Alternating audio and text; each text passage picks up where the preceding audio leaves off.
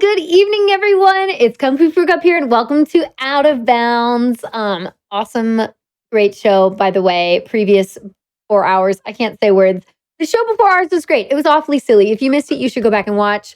Wonderful show. It's got all the awful games and silly games you could ever want, hosted by the wonderful Conception. So make sure you check that out if you haven't. You can always go to the YouTube channel and check it out. Today, though, you are here watching Out of Bounds. This is a glitch breakdown showcase style show for anybody who's new. And today, I have the pleasure of having on Zenthrill, who you could have seen do a recent speedrun of Sly Cooper on this past SGDQ. And of course, that made me be like, oh my gosh, this game is more broken than I remember. So I was like, I got to talk to Zenthrill, have him on.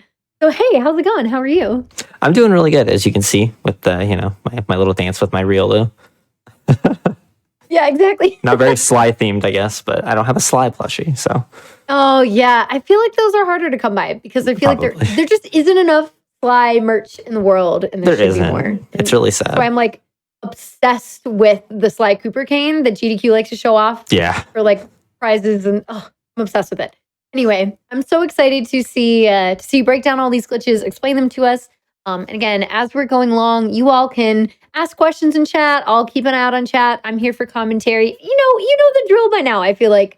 So yeah, I just had a quick question before we start, because sometimes I do a little like mini interview, but I just wanted to know kind of like what brought you into the Sly games, like in terms of speedrunning, because I know you've been doing it for a while. So it initially came from it was right around the same time that I got interested in speedrunning. I was watching a guy by the name of Proton John, and he actually hosted Games Done Quick at the end of his stream. And I was like, it's a speedrunning marathon. I've always wanted to check this out more because I've seen a couple of like OOT runs way back in the day, like when I was in high school. And I was like, you know what, let's check this out and see what it's more about. And I ended up staying in that stream until like 5 a.m. just watching run after run. It was like, okay, I got to look up my games now, and when I finally came to Sly Cooper, and I was watching Mickle, or THMCS, he used to be a former world record holder. He's ran at GDQ and ESA before. I watched one of his runs and I was like, man, this, I can do that. There's no way I can't do that. Like, I gotta get on here, I gotta try this. I gotta rewind this run over and over again and try to learn these tricks. And then that became kind of an obsession. I watched every single one of his PBs from record all the way back to, and it was cool seeing the evolution and like getting to see that history so rapid fire made me just want to jump in and be a part of it. Wow, that's awesome. And it sounds like that was back in the time, this is back in the day before a lot of speedrun.com, like Discord servers are up and like full of community members, like lots of guides and resources out there. So it's more like, okay, I just have to try to see this and replicate it. Yeah. I was like, sound about right about kind of on that. Well, that so level. For me, it was 7 years ago. So I think the Discord server was established, but I think it was when Discord was still new. Like my first year of streaming, I don't think I had a Discord account. So sure. like my viewers were clamoring for me to make one just so we could hang out when I wasn't live. I'm like, I don't know, guys. I've never had a social media account before. I don't know about this. Sure. Well, here you are now with us here about to show off some Slies. So we keep grabbing you for things. Yeah. All right. Well, I'm excited to get into it. Let's get started. Feel free to lead us into a countdown, and then we can start from the beginning and just take us through. We get to see like all the levels in the game, by the way, you all. I'm very excited. All right. Here, we'll load the game since I died on accident. On purpose. That was part of the show. So, of course. we'll just go 3, 2, 1, and we'll go on go. All right. Okay. All right. So we'll go 3, 2, 1, go. So the death doesn't really matter. Fun fact: the death will actually still count, even though I loaded the game, because I loaded it so late into the death animation that it transferred over to the new save file that I loaded, and that actually is abused a lot, and you see that a lot in runs like. I have 0 coins, and I'm loading a file that should have 0 coins, but if I collect this coin... Okay, well, pretend that I did that right. And I would have that coin. It also works with charms, it works with 1-ups, it works with keys. Anything that you do really breaks the game with loading mechanics, and that's kind of why we load these 0% Paris, France files. You can go into the hideout, actually, and this is just kind of getting the basis for the foundation of the speedrun. What we do is on a completed file is we will access these portraits on that completed file. And then when you go to load a new game file that doesn't have these cutscenes watched already, it will bring up that thing, and then you watch that cutscene and spawn back in Paris. And that allows you to watch the animated cutscenes without actually gaining any percent or changing any progress in the game. And that's why we can skip these, and why you've always seen that. Because I always try to give like a more brief rundown of that, but oh, okay.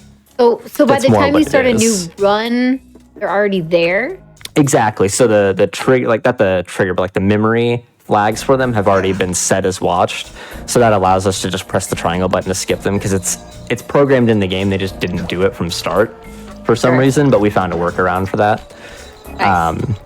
And then exactly.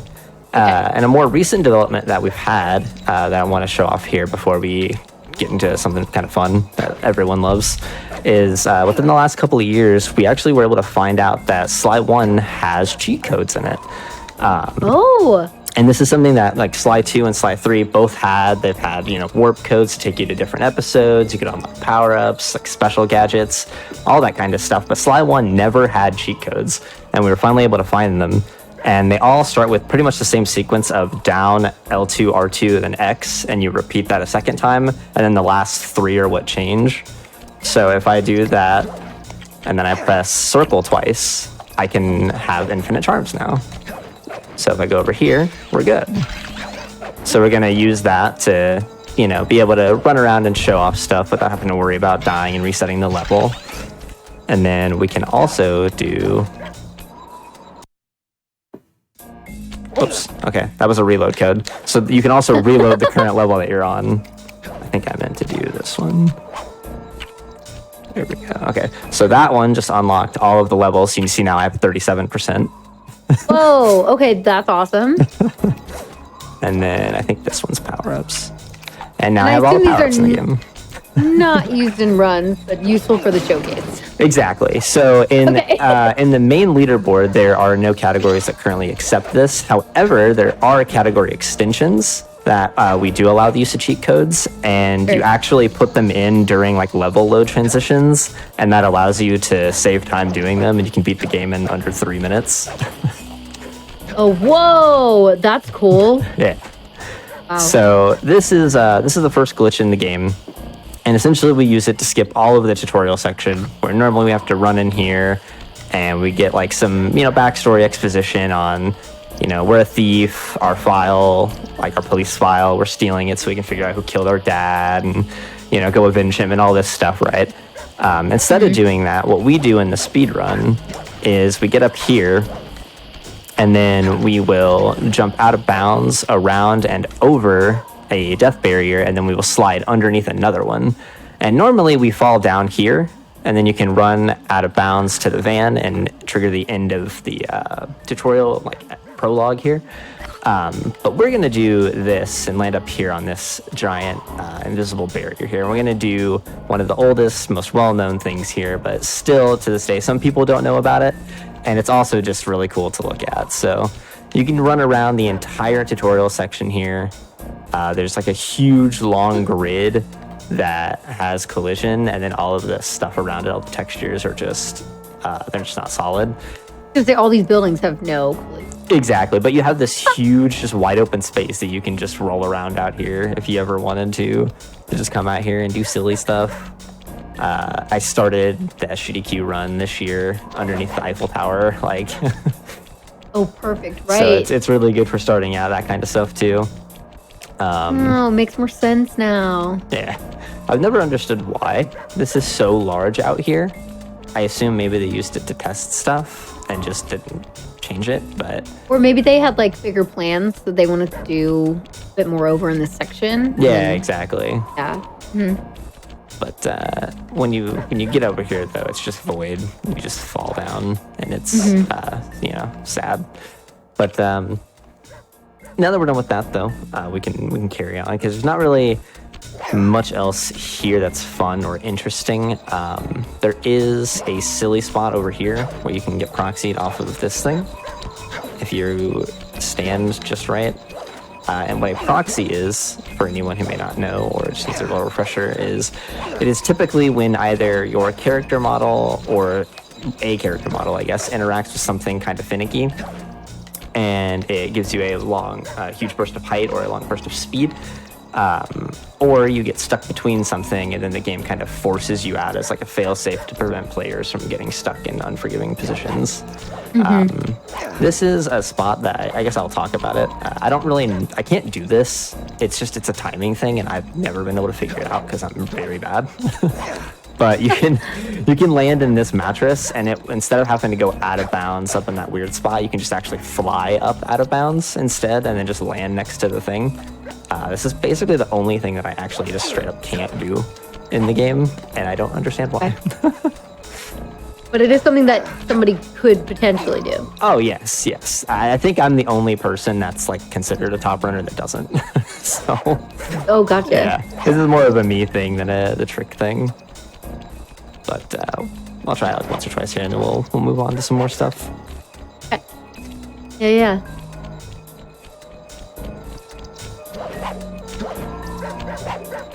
Okay. We shall just move on and get our example of being able to skip cutscenes. Yeah. And I guess also while I'm down here, I'll explain another just basic concept for glitches in Sly. And that is it's a technique known as super jumping. And really, it's the whole chain of the thing is called a super jump. It just sounds kind of weird. But essentially, whenever Sly gets stuck in a spot, like say for instance this car, if you get stuck between these two cars, the game will set you back to the last grounded position that it has for you. Let me do this if I know to actually do it. Oops. Things are always so easy when you do runs, or when you're not explaining them.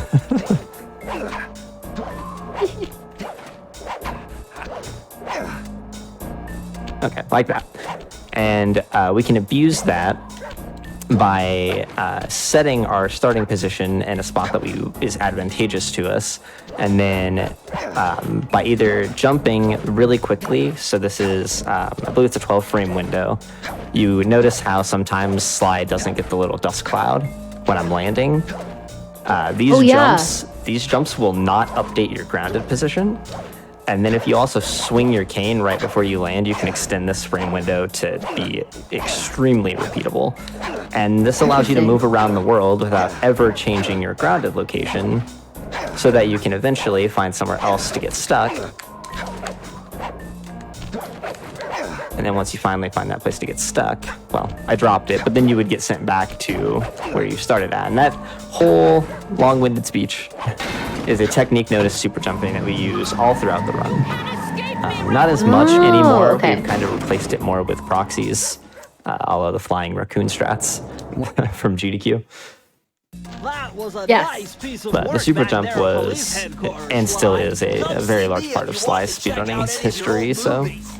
I've got them all Cool. here So on we my computer. we'll see a little bit of that, Use the and left analog stick to move around the hideout and the X button to select things. tutorials. Yeah, this is unfortunately, so target. technically speaking, we can have that little dialogue added to that file that we created, but because it would skip inputs, there's kind of that like gray area there where That like makes you sense. could So you potentially can- blank out and just forget to press the X button. Like, I've done that. Yeah, that's fair. One of my records at one point watched like 10 seconds of a cutscene, so Oh no! yeah. Oh, but still a record. That's impressive. So here we have the very first trick in World 1, and this is called Sign Proxy. And this is, so proxies, for the most part, are only doable on the PlayStation 2 version of the game. The remastered version of the game on PS3, a lot of the proxies were changed. Some tricks still remain the same, and then there are also some newer ones. But these tricks in particular are fixed predominantly. And once again, what a proxy is, just to go over it, is just getting stuck in between a spot and the game not liking that, and it deciding to shoot you up really high into the sky. And the main objective for this one is to just run into the first E in the letter, or in the word keep. And then once you get launched, you just kind of hold forward until you Ooh. land up here. Usually you'll get a lot bigger launches than that. And this is very much something, like if you've ever wanted to mess around with a glitch in Slide before, or even just any game, this is definitely one of those ones where like you can just come here and just do this. It'll take you 30 cool. seconds, you know, maybe a minute to really like figure it out, but then you'll be getting launched all over the place. And then you're So up that here would be out of good. bounds. Good first one to try Yeah, if you want to exactly. proxy in the game. Yeah, and it's the very first level of the game too, so it's perfect. You don't really have to put in, you know, you don't have to spend an hour getting to your first easy trick. Yeah. And then so up here, obviously we're up here out of bounds, so that's always fun. And this is predominantly used to skip a cutscene down here. On the remastered version of the game, however, because there is no like proxy strats, you can actually use this to get up here out of bounds, and you can set your grounded position in a specific spot and do a very weird super jump chain. But I don't remember if I've actually... I know I've done it before, but it has been a long time, so I don't know if I'll be able to do it, but I will try one time. So this stuff out of here, or over here, it doesn't look like it should be something you should be able to access or even have collision to it, but it does. I cannot miss this. A little more left. There we go. Oh, wow, there. So we have this collision here, and then you can drop down here to this little spot.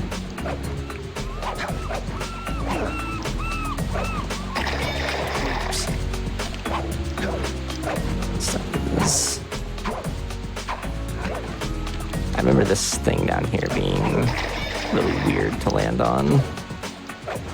This used to be actually what was the fastest strat for a little while, was doing this, and it's very difficult with the invisible collision Seems finicky. to know what to do. There we go.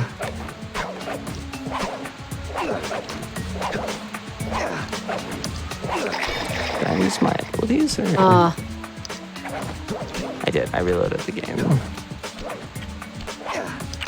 All right, well, There we go. so what do we... I forgot that. So when I reloaded the game, I lost the power-up shard, or the power-up cheat code that I used, so I just wanted to get those back. Nice, I hit the ban. Seems just like not consistent. No, it was not very fun to do when it was the trick. And this part right here, that little pillar, used to sometimes would just auto-update your collision for like no reason. Like this. So like I'm standing over here now. You need to be up there for this to work properly. But this would take us to, and I'm just going to go over here and show this. The very first instance, I believe this was the first RTA viable instance of this after World 4 skip. The trick known as Void Drown.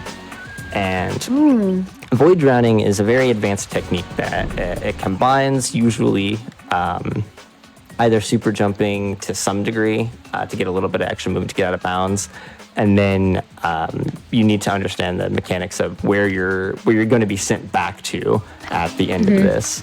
And when you combine those two things properly, and you hit water next to like the out of bounds void, you can put yourself in a drowning animation, and then that will send you flying. And you can use that to do a lot of crazy shenanigans. And I should have picked a better one to explain that on than this one, but we're rolling with it, you know. We're getting the tongue warmed up to speaking. What? No, you're So we're good.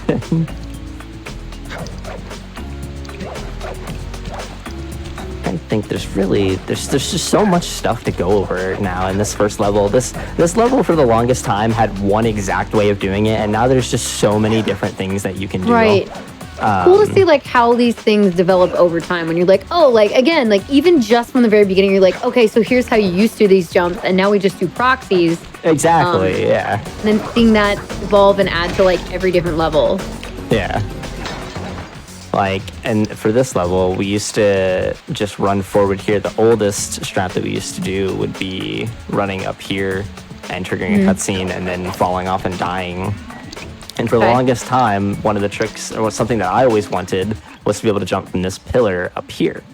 And it never seemed like it was going to be doable. It was always just barely out of reach until we found a glitch called boost jumping. And of course, I mess it up as per part of the course. Is there like a reload for it that you can do? Oh, it'll be fine. We just have to watch this cutscene. Oh, okay. Yeah. So basically what the purpose of this trick is it kind of glitches out something. So I'm swinging the cane and then pausing right here, and I'm in a what's called ledge grab state. So we'll show this a little bit easier here. So when you're in ledge grab state, you'll notice that I'm moving pretty slow, and Sly like kind of crouches while he's like in the air. And so this is what's known as ledge grab state. And when you're in ledge grab state, you jump up a little bit higher than you normally do. And when you pause the game, while you're swinging your cane, you can unpause, and by mashing with a certain pattern, you can actually get a couple of extra jumps out of it. Oh, okay. Which allows you to extend and kind of get like this triple jump thing. And then if you do it like yeah. really quick, you can even get like 4 jumps out of it. And that actually led us to being able to do this thing that I had wanted to do for so long, which was just boost like jump years. up here. Yeah. I think I can turn this off by doing this. So I turn that off. It does not. Okay. Let me do this. I managed to break the platform, and I have the infinite charms on, so I can't die to reset it. So we're gonna go back here real quick. So this is the strat that. So when it comes to speedrunning this game, there's a lot of different strats you can do in this level. One of them involves this little periscope here. And this used to be called periscope proxy, and it was the fastest trick for a very long time. And it was really inconsistent. It was one of those things where realistically, it was something that you couldn't do every time, but it wasn't RNG. Okay. So how does it work in this instance? I mean, I get that you're trying to do a proxy off things. So for here, so this thing turns with you as you're running around. And so what you did for this trick when it was a thing is you got a pretty tight lineup here on the ground. And when you click in the right stick, the camera turns directly behind you, so we could just hold up on the D-pad and take away a lot of the, little micro adjustments of pressing up on the analog stick. But then it just came down to X timing, and you're getting it to turn around, and when it turns around, it snaps you between this little post here and then the eye itself. Sure. And then we'll launch you up out of bounds, or launch you up super high in the sky, and then you curl around and do this weird green arrow from not Green Arrow, but the Green Goblin from Spider-Man fly, and you just do this huge arc around and land up out of bounds. That's cool. And it was really nice. It was awesome when it was found, because it was the first trick in this level in forever. Oh, hey, here we go. Oh, wow. I didn't get it perfectly because I didn't get enough speed to actually get up here. But this is where I would land, is up here. Okay. And close, though. Yeah, no, I haven't done that trick since 2018. Oh, wow, okay. You're just not 2018. 5 years rusty. Excuse me, 2020. Okay. 3 years. Yes. Okay. We have this jump. Yeah, so boost jump. Sorry. Now that we're back over here. So this just the extra little jump height, right, allows you to get up here and get up. Oh wow, that was so fast. It's so fast. It's so easy. It doesn't invalidate periscope proxy, but the consistency level is so much easier, and it's such a nice welcome addition to the run, and it's a little bit trickier. I wouldn't say it's the easiest thing to just pick up out of nowhere, because it does require a specific pattern of mashing. But once you get it down, it's just so pleasant to just be able to do that version of the trick instead. Absolutely. So what are you mashing back and forth between? So when we're unpausing, we're specifically leaving the cursor over return to game, so that way we can press X to close it. Okay. And then you're also pressing X like 3 more times after that. So the first one closes it, and then the second X input doesn't actually do anything. It's just kind of like, it's during a dead zone of no input. But it lets you set up the next 2 to time perfectly to get the double jump, to get that extra jump out of it. Which is nice. And so now we're up here out of bounds. What we used to do is we would just run out of bounds over here, and it was pretty slow. As you can see, this isn't very fun. And then you just kind of ran through the level normally, and it was really boring. So I believe it was R2 has kind of taken it upon themselves to completely destroy the game. Even further than it already was before, just kind of taking another step up. And this is a really long obnoxious, that's not an obnoxious super jump chain, but this is a super jump chain that's going to start up here, and then we're actually going to backtrack. And this whole time, like I said, we're doing that swinging the cane right before we land to jump to not kick up any dust, and then we're coming all the way back here, and then we're going to jump in such a way that we kind of turn towards this rock, so that way we get launched, and then we ricochet off the rock just a tiny little bit. And then that was a little sloppy, but we're over here by the end of the key. Oh my gosh. So instead of having to run through all of that nonsense over there that we normally had to do, we get to just fly over here. And it looks really fast, and it looks really flashy. And I remember seeing this. And it's about 5 seconds. And that's it. And it's so sad because it should save so much more time for how cool it looks. But that's basically the basis of like, that is a very good example of how crazy super jumps can be useful wise. Yeah. And it's just as simple as you start in one spot and you perfectly get that right start spot, and then you get that right ending spot, and you can just send fly wherever the heck you want. I cannot actually show this because I think only 2 people have actually been able to do it, and that was with save states. But you can actually get snugged up real close up to this gate. You know, like you had a really bad day, and you desperately need a cuddle. You know, need a cuddle. So you get really really close with this gate, and then you can actually do a super jump chain back over here, and get stuck with this this rock right here. You get real cozy up next to the rock. And it barely lets you clip into the ground and hit the loading zone and skip collecting the key, effectively making it possible to skip every single key in Worlds 1, 2, and 4 for any %. What? But unfortunately, it's just not RTA viable.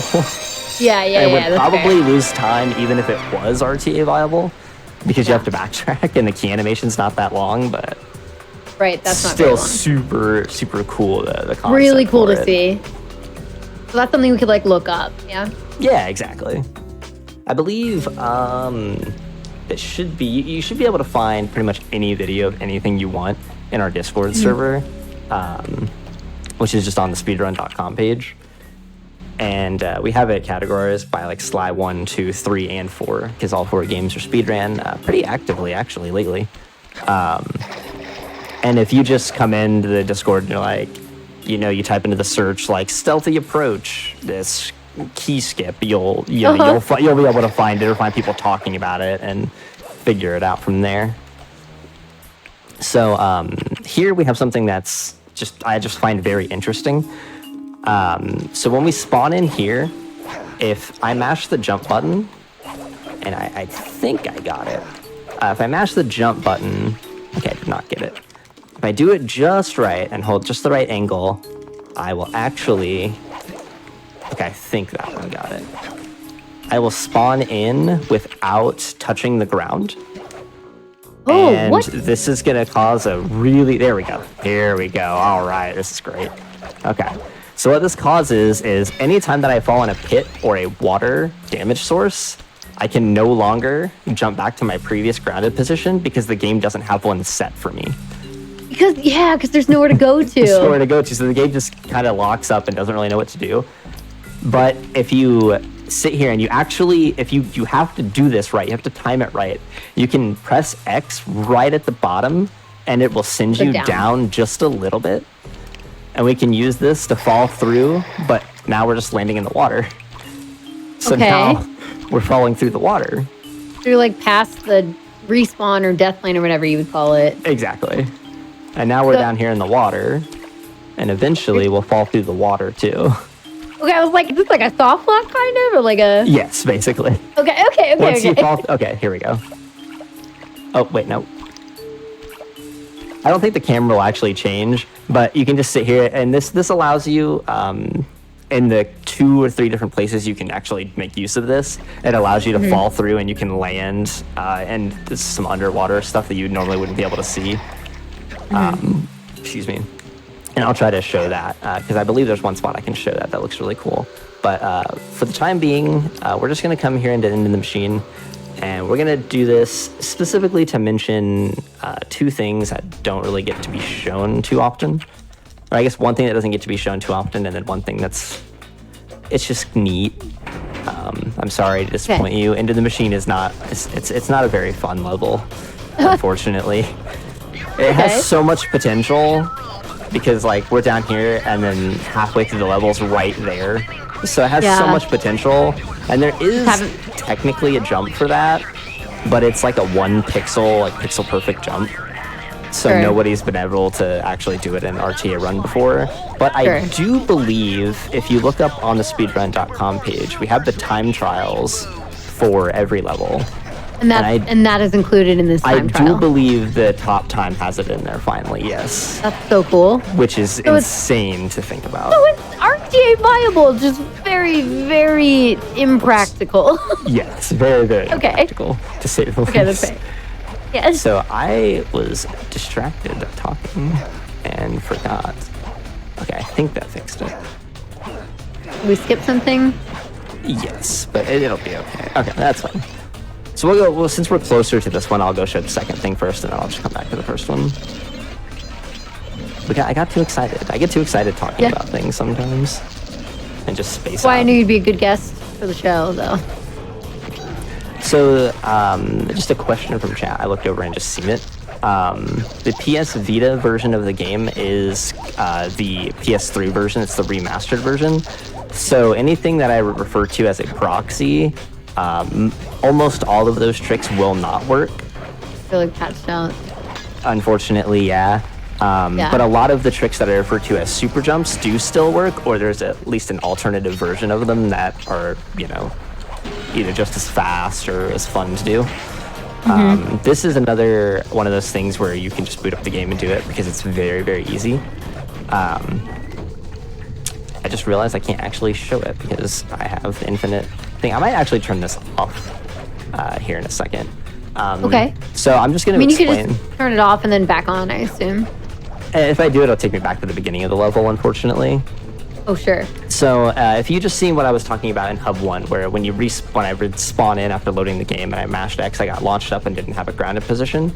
The same concept works here with this exact checkpoint. And when you die and you're respawning in from this checkpoint, you can actually mash the jump button and you'll get launched up all the way up here. And skip having to wait for the cycle, you'll just land up there on that platform. That's cool. And then if you're feeling 100%y, this little gate, you can actually do what's referred to as a slope jump, which is running up against an angled surface and jumping. Let's slide jump really far up it for some reason. He just gets like this kind of super jump. And you can use that to climb this gear and get up here that way as well. That's cool. And then, of course, there's just, the casual way, if you would like. There's nothing wrong with the casual way. That's where we all started, Yeah. But who knows? That's how I play most games. Yeah. But you get in here, you start practicing a couple tricks. Maybe the tricks will become your casual way. That's true. All right, that should have disabled the charm. Am I going to die here? I did not. Wow, really? That doesn't disable that? I'm going to have to reset the game to disable that one.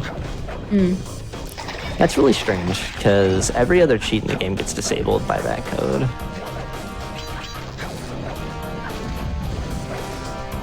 So the other thing that I wanted to show is up here. There is some kind of sketchy platforming you can do, if you would like. And we're going to be doing another technique here called a cane jump. And what a cane jump is when you jump off of, or you're jumping towards anything that is a rope climb. So to specifically slide, putting the cane like in his mouth and doing this. Or the hooks where Sly will hook onto the thing with his cane. Those two things. Slide down. Yes. Those two things, when you press circle, the instant that Sly's cane starts to interact with the interactable zone of whatever it is you're latching onto, you can press the jump button and cancel it. So as you can see, I'm not even remotely close to being latched onto that thing, but I'm able to jump off of it. And you can use this to stall, to gain height, to gain distance, to gain speed. In this instance, we do it to get around this pipe, and you can ledge grab this collision right here. And then you're up here on this pipe. And up here, it's like really finicky because you're so close to the ceiling. If you like jump around a bunch, you'll start like proxying places. You're too close. I actually think I can't get back there now because I'm so close to the ceiling. Yeah. So low, so tight together, I guess. And then right there is where that middle part it is. But then you can jump around up here. Look at all these areas with collisions. These levels are very expansive beyond what you can actually like what's supposed to be playable and what's actually playable is honestly extremely crazy for almost all of the levels. And then there'll be some spots where like you really want there to be collision, so you can get a nice jump, and then there's just no collision there for you, and you're like, man, I wanted to do the cool trick. That happens a lot in Sly 4. Oh, and 4, okay. Oh, start gets rid of the cheat code. I thought it was select. Turning it back on. I'm getting rid of it this time. This should get back rid of it. There we go. Okay, shout out Stevens. So there's like 4 different ways to reload the current level. The same cheat code has 4 different variations of it. One of them disables cheats. One of them just reloads it. One of them also puts weird physics on the game. So like a certain like sloped collision behaves ever so slightly differently for no reason. It's just super weird. Like guards will slide a little bit more when it happens. It actually messes up one trick, so you can actually tell if someone has like certain cheat codes activated because it will mess with the way guards will slide back and forth. Oopsie. Just walked right into a laser beam. I forgot I just turned the code off. Yeah. And here, let me do this as well. I guess I keep forgetting to save this, and I want my power-ups. It'll make this go by so much quicker because I can actually run. Because for whatever reason, there's an ability in the game called Fast, where when you hold down triangle, the game runs at 1.5 times the game speed. What? And it uncaps the frame rate, so things get kind of buggy. You can like flip through the ground pretty easily. Oh, that's cool. All vaults in 100% use this ability. For over half of the run, you're just holding down the triangle button, and it's very sad. And hurts your index finger after a while. So like keep up that speed, I guess. Yeah. So here in High Class Heist, we have some really fun stuff to show off, and then we have some also just like cool strats to show off. So this is the most recent find. It is currently the fastest strat, and it is again something very easily that anybody can pick this up, and you could just watch the stream. Even you can just go back and watch the VOD. So what you do is you get up here on top of this part, and you just hold up on the D-pad, and you'll see that the camera there did a little automatic turn, and that's what you want. And then you're gonna let go of up on the D-pad. Oops, hold on. So now that we're here, we're gonna keep holding up on the D-pad. We're gonna jump, and then right after we press X to jump, we're gonna immediately let go of the D-pad. And when we do it right, that's a fun little That's not what it looks like. Okay. But that is fun. That can happen. Oh. Keep clipping through. The camera doesn't like to. It likes to get stuck on the weirdest things. It doesn't want to go through. And then not stuck on other things. It's really strange. So, again here, holding forward, going up into the corner. And once the camera stops, then we jump and let go. And oh, so cool. Oh, so close. That is one thing that happens to it. You can either get launched immediately like that, which is typically the fastest, but it's not always a guarantee that you'll get that. Normally this will happen. And then once the camera is changed here, then you press right on the D-pad. And now you're over here. And you have to jump. I'm sorry. Yeah, you got to jump, or else you'll fall down below. Exactly, you got to jump right away.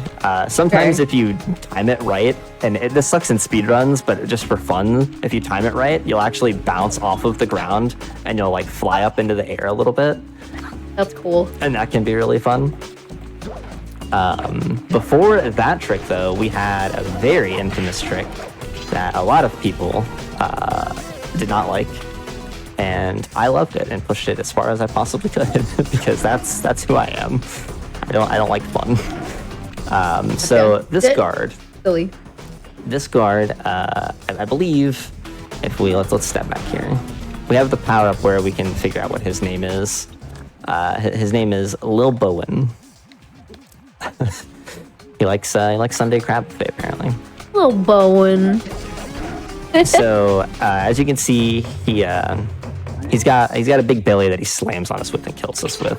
But we can actually use that to our advantage because as he's jumping up, he doesn't have a hitbox collision, so he can't actually hurt you. But you can still use him as a platform. Oops, I jumped a little if he doesn't too smash early you. there. Oh, poor Sly. And no, it's so sad whenever Sly gets. When I was a kid, I would always get so sad when Sly would get Okay, so that damaged. answers the question from chat, which is, did you play this as a kid? Yes, I assumed I yes, did. but yes. There we go. So this is what the strat we used to do here. So that also works. Yeah. Nice. The other strat where we proxy straight to this is just a tiny bit faster, and it's a bit easier. So it's just much more worthwhile to go for. Right. So I should have done that afterwards. There we go. So now we're going to show off another thing where we can kind of get underneath the water here. It's really fun. You can actually, I've had this happen before without having to go out of my way to do it. I've had the guard up here, and during a run, I went to hit him, and my cane didn't actually kill him. And I managed to get smashed by him, but I got smushed through the ground. I found a pixel perfect spot or something where the seam wasn't perfectly set up, and managed to clip through the ground, and then was just underneath the floor. Just going straight into the floor. So are we trying to have that happen? Something similar? Yes, it'll be something similar, but not with the guard. I'm going to test this here. Did this work this time? It didn't matter. Oops.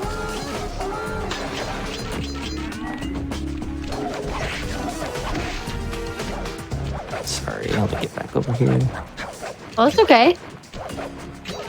Okay, so this is back when a couple of minutes ago I showed you that thing with the hub world where I was able to fall through the water, and I have that did work. I'm just dumb. I forgot that I have. What happened? So I forgot I have the infinite power-ups thing, and I can't take damage from water. So I thought that the cheat code didn't work, or that I didn't reset it properly, but it was because I can't take water damage. But we're good here. So we're gonna do this here again, mash X, and we'll actually get launched up super high into the sky. And I think I landed on that tadpole, so we're gonna have to do this again. One more time, yeah. Gotcha. Okay. Yeah.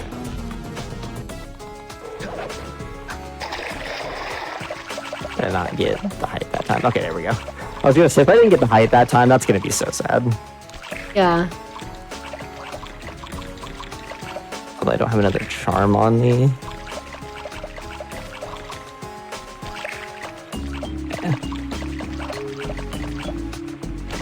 What's happening right now?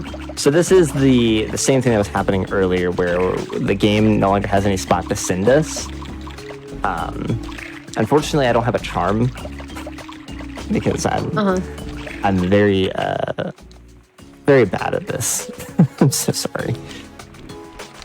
But what would happen there is I would be able to fall underneath the ground, and would be able to roll through the ground and stuff, and underneath the water.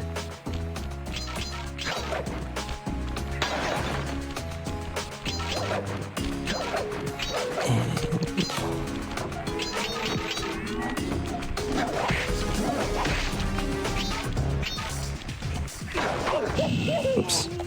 Oh. Oh no. I touched the torch.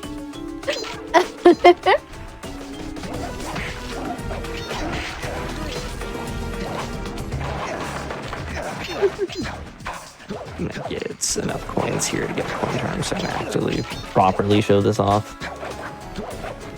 One day we'll get through a level where I will not have something horrendous happen. So 99, we have that.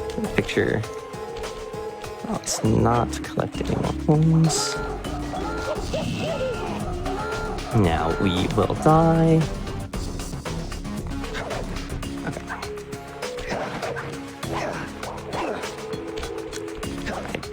I think I dropped the super jump right away, so we're just gonna do this one more time rather than worry about it. Right.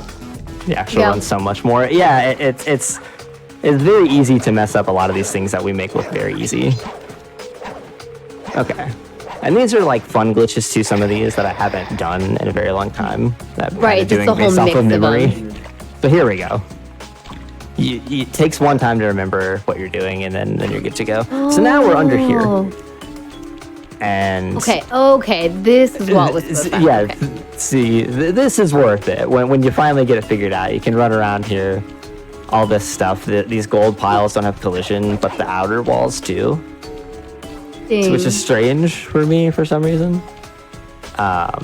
There's a lot of different spots that you can do this at in the game that you wouldn't think you would be able to. That if you just find a checkpoint, try mashing jump from it when you reload, and then figure out, see where you can fall. As long as you get a charm before you land in the water, you can infinitely fall through any water you want, and you can just go explore stuff. See if there's anything of note down here. I don't think there is anything interesting here.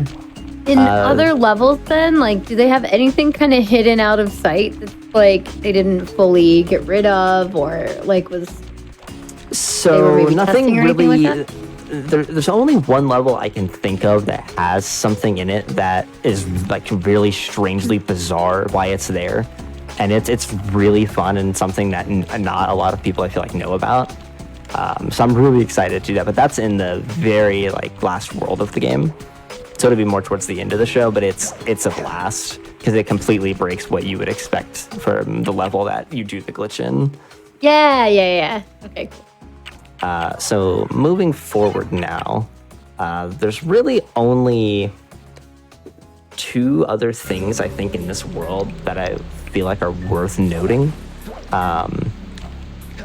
And that's over here in Cunning Disguise. So Fire Down Below is this level right here. And there's really no special strats for it. There's nothing cool or interesting to show off in it. It's just kind of you run forward. Okay. It's disappointing that it's like that, but every other level is so rich and full of they're fun, so it's kind of okay. And it's only like a minute. It's like a minute long, so it doesn't make that big of a difference. But we're just gonna skip that for today. Exactly. Yeah. Because it honestly will be no different than just playing the game like when you were a kid. Yeah, exactly. Okay, so we're here. So what?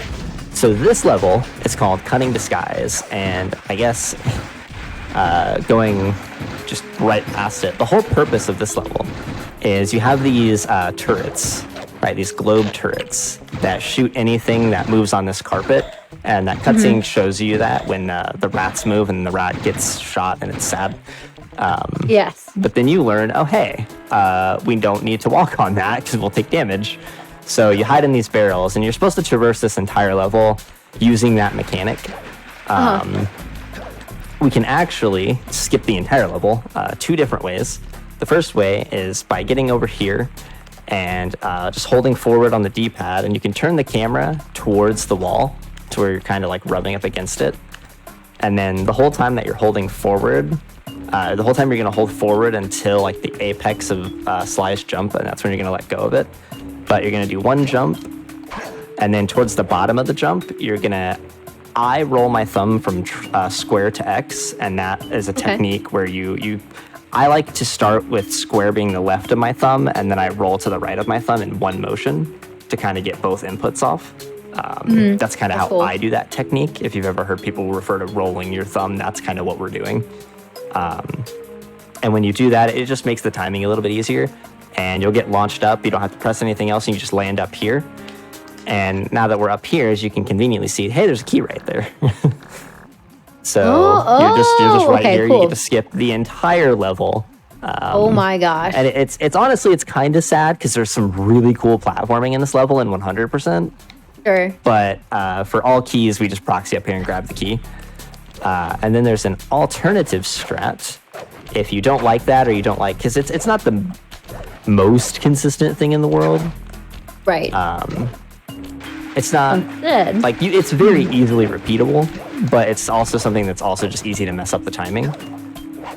So there's another strat that you can do here, and I'm not the most well versed at this, but you can hit the key case from below because the collision for it is very huge. It actually goes all the way to the bottom of the platform, and then Sly's Kane's collision when you swing will actually hit the key from below. Oh, that's cool. Which is a lot of fun.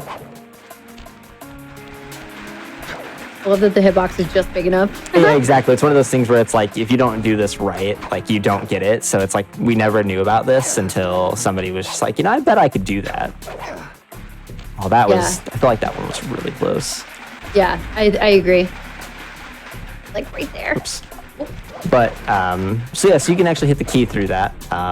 I'm not going to do that because it will take me out of the level, so I should probably stop doing it before I do that. Sure. Okay. And then in some of the other categories, though, so there's a bunch of really cool movement here where you can do that to skip needing the thing here. Alternatively, if you would like, this is actually what we do in the speedrun. The roll ability has some kind of unique properties with it, where when you're in the air, if you hold a direction, you speed up, you start rolling a lot faster, and then you can use this to land on the ground at a high speed, and you can actually roll past those without triggering them. So that's just something that's like, it's really tiny things that get glossed over, but like that's something that's really important, because if you don't do that, you get hit, you lose a charm that compounds, and it's just really nice movement that I just like to point out little things like that.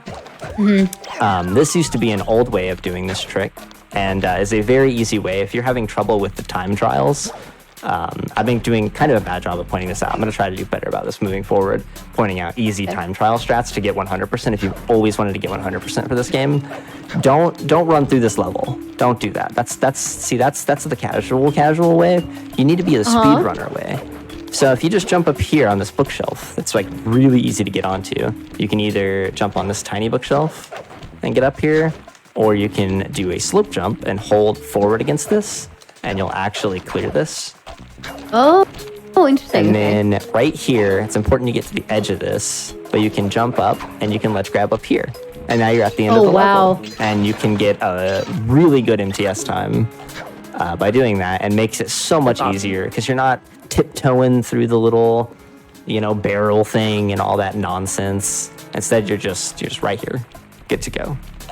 So highly recommend that, and looking up any of the time trials. A lot of them, the strats are either easy to do after you've tried them for a little bit, sit down with it 10-15 minutes and you'll probably be able to get it. It might be slow at first, but you'll get it. Right. And it's just nice, or it can help you kind of think outside the box a little bit more. Like, oh, I never thought about cutting this corner that way. Maybe I should try that, but in a spot where I feel more comfortable. And that, just a couple extra seconds can really help you out. And something that I feel like a lot of people that play the game casually don't know is when you're doing the time trials, using the fast ability to make the game run faster does move the timer. It does impact the timer as well. So it doesn't actually speed you up. The only way to actually gain faster movement speed on the clock is to use the roll ability. And, it can be a little finicky at times and be kind of hard to control perfectly. So that takes a little bit of effort getting used to. So looking up, some of those strats to just kind of be like, hey, I'm going to be cool and do the speedrunner strat. Right. Because, and that's what got me into it. When I seen the run, I'm like, I want to do this. And I sat down and I made it happen. And it just took one trick. Getting that first glitch was like, it's all it took, man. I feel kind of weird talking about it because it kind of feels like I'm talking about like, being addicted to something. Like, it took one hit, man. But like, it just took one trick and it felt so special to be able to play the game that I loved for so many years in a completely different way. I felt like I'd unlocked a whole new game. And that's why I've been speedrunning it for 7 years. Yeah. And even it's like your gateway trick. Exactly, it's the gateway trick. The first one. Yeah. Make sure you pick an easy trick. That way, the first one's free. Yeah. Exactly. All right. Or the first proxy, basically. Yeah, exactly. Yeah. There you go. So this level, I just killed the guard because I'm mean. I didn't mean to. But you can actually do another jump off of that guard. You can do the same trick we did in High Class Heist, and you can actually go all the way to the end of the level. But it's super risky, and I think only one person goes for it right now, and I believe that is our resident mad lad, Gehis. Every community has that guy that just goes for everything, and that's kind of just him. He's just like, yeah, you know what? I'm just feeling doing the worst tricks today. It's okay. Right. So here, this is another slick little time trial strat. You can do that cane jump stalling technique again, where you jump away from something and then press circle and jump earlier than you would think is possible. And you can do that to clear this like little set of walls here. And now you're halfway through the level and you can just go straight to the end. You don't have to worry about doing it as much because this is another time trial that's kind of a little tight if you do it normally. Okay.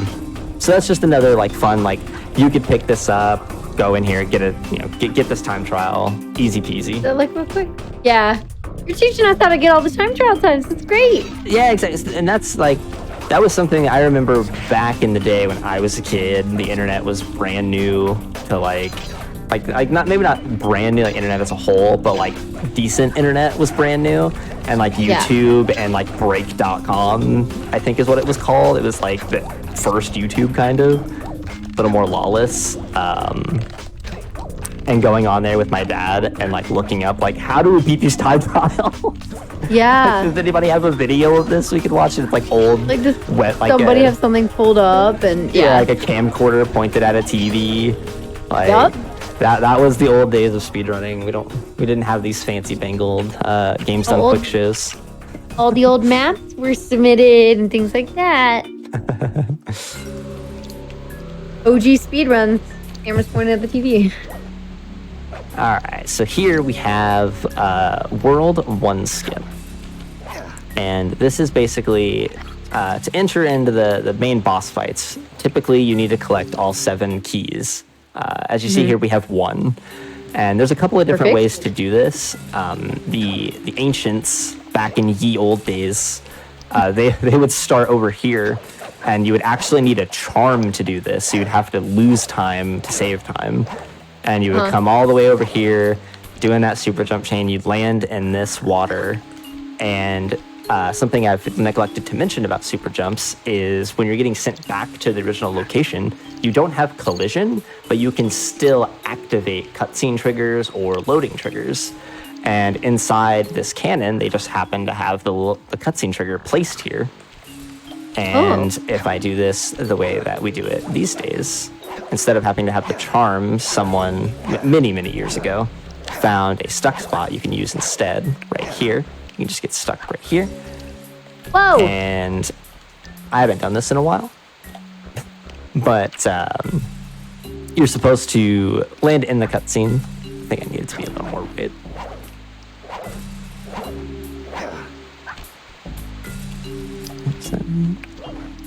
I'm just gonna do it like I did way back in the day when I started to play the game. I'm just gonna use that starting position. I actually changed it up. An old runner came back that hadn't ran in probably 5+ years or so, and while I was watching him do it, you know, the old way that like the original runners used to do it, I actually realized I could combine the old setup and the new setup and save like a half second. Oh my gosh! And like, so it was nice awesome. having the like, you know, the old guy and the young buck teaming up. This is Raleigh, the first boss fight, and the only thing that I want to make mention of here is just kind of, it's a neat little time save, really, just to explain why this happens. So normally when he shrinks down here, you hit him and he'll land in the water, and then he'll sit there for a little bit and kind of sulk, and then he'll jump back to the main platform. If you just wait a little bit, you can actually hit him on his way back to the main platform, and it will overlap the two animations. And that's just a small little time save that we do.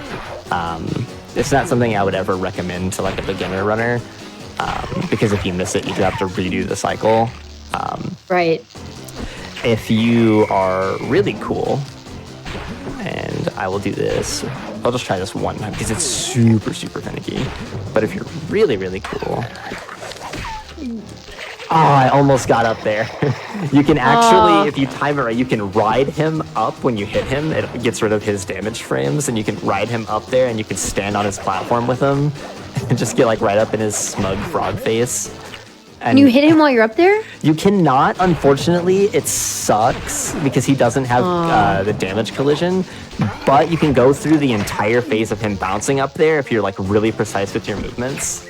And you can do the fight up there instead, and it just looks like super flashy, but there's no benefit to it, unfortunately. Aww.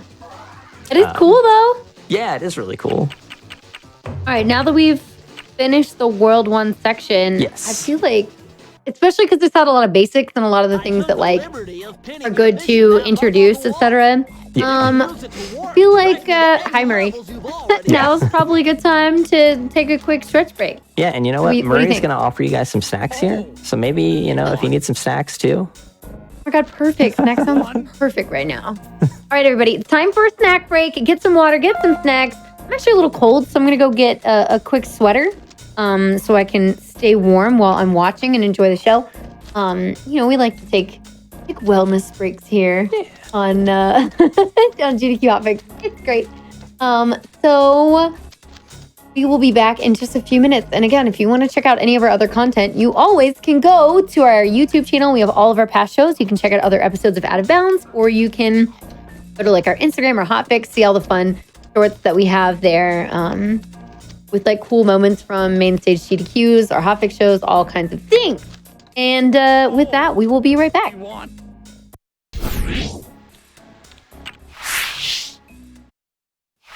All right, and we are back with more Out of Bounds. Hello, everybody. If you are just joining us, I am Kungfufruitcup, and today we are joined by the awesome Zenthro, who's been showing off the glitches of Sly Cooper, the first one. Sly Cooper and the Thievius Raccoonus to us.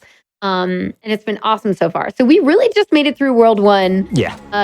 But we got a lot of basics, a lot of like intros to how a lot of the big tricks work, some alternate examples of like older tricks. This is like the prime example of the kinds of things we like to see on the show. So I've been really excited. It's been super fun.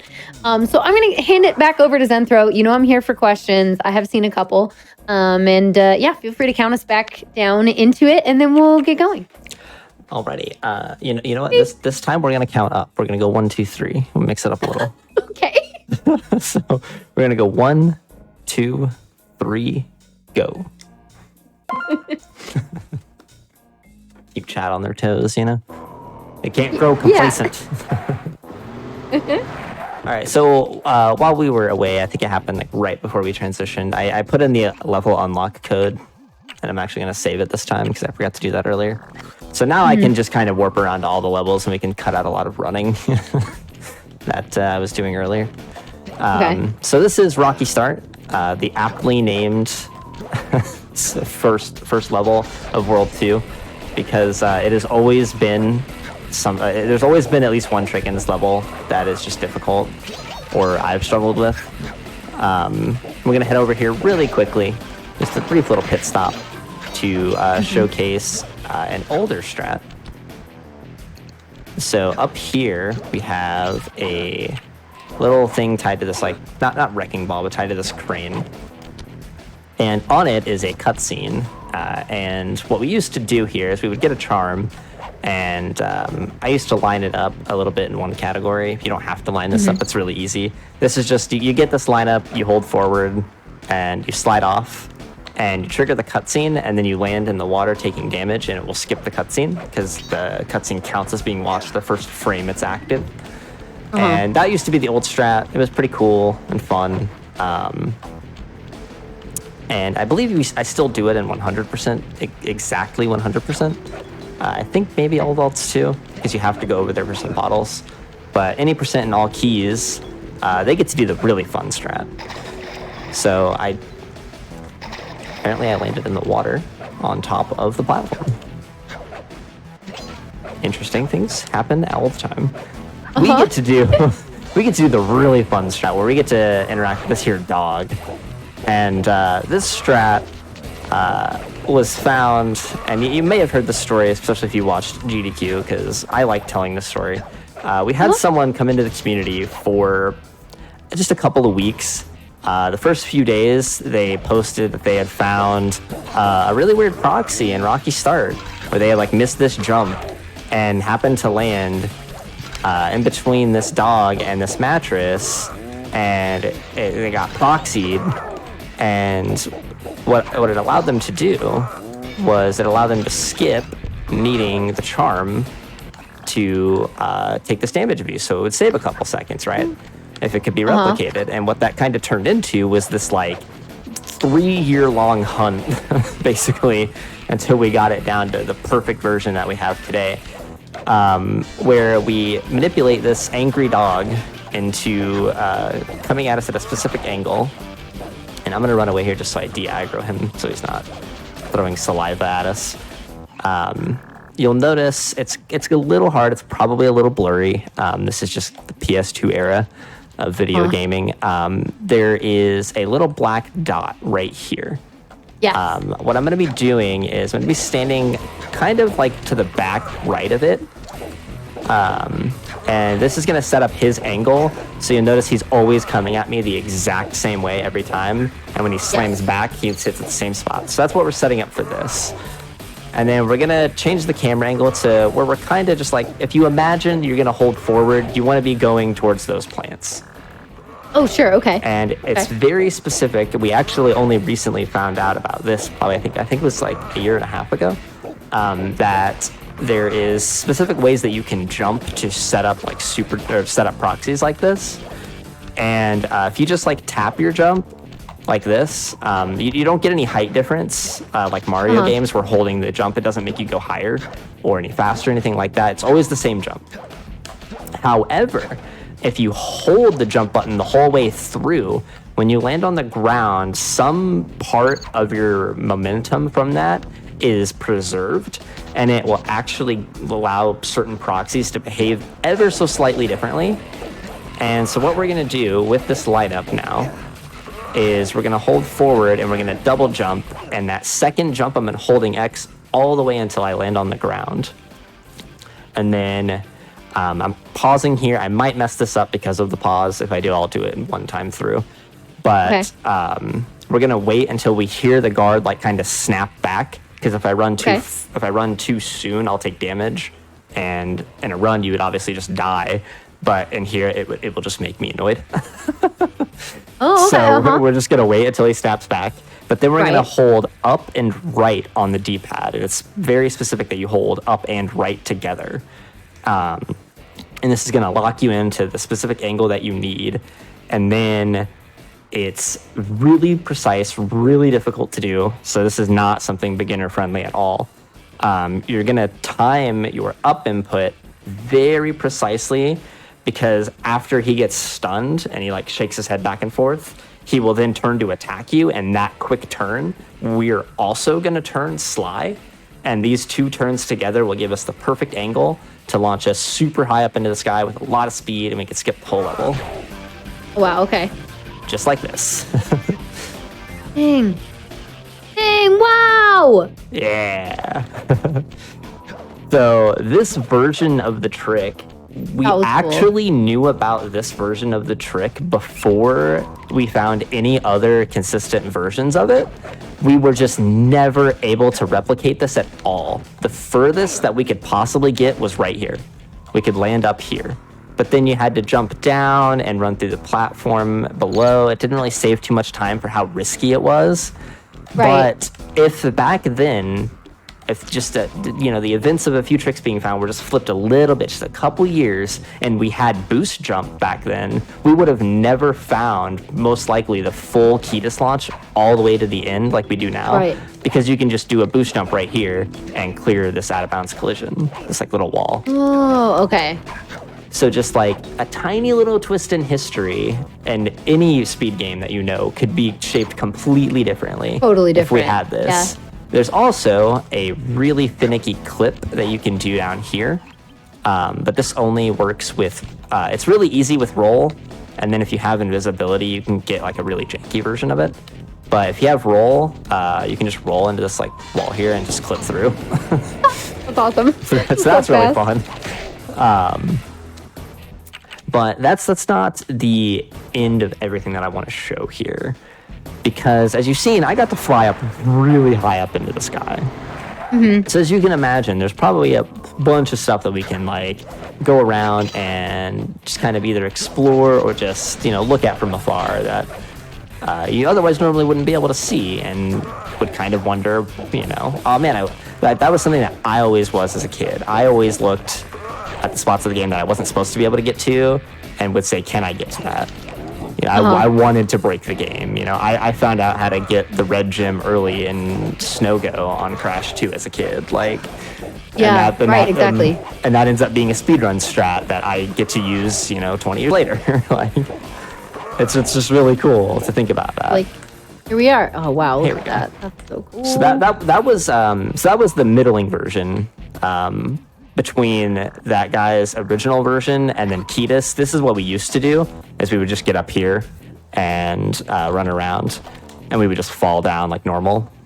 But up here, there's all of this stuff that you can explore. I think I might have hacked myself a little.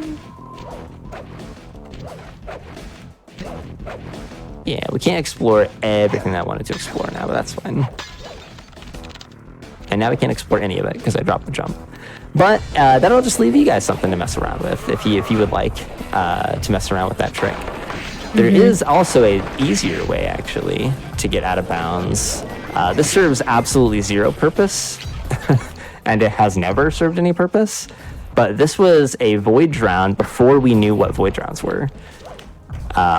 This was like one of the very first void drowns that was ever known about, and it served no purpose. But little did we know that the same like technique would eventually be something that was huge for speedrunning. Let me just get this really close. Game is so much more broken than I. Oh, yeah, it's crazy how.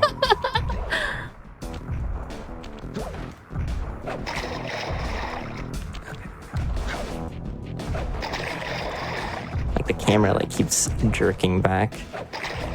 This is something you can actually you'll be able to find this on YouTube, because this was a super old one. You just look up Rocky Start flying glitches. You'd probably be able to find this one if I can't get it. Because what it allows you to do, so it will fling you out over there, and then you're behind that wall, and then you can actually run all the way to the end of the level. You can run back to the beginning of the level, kinda.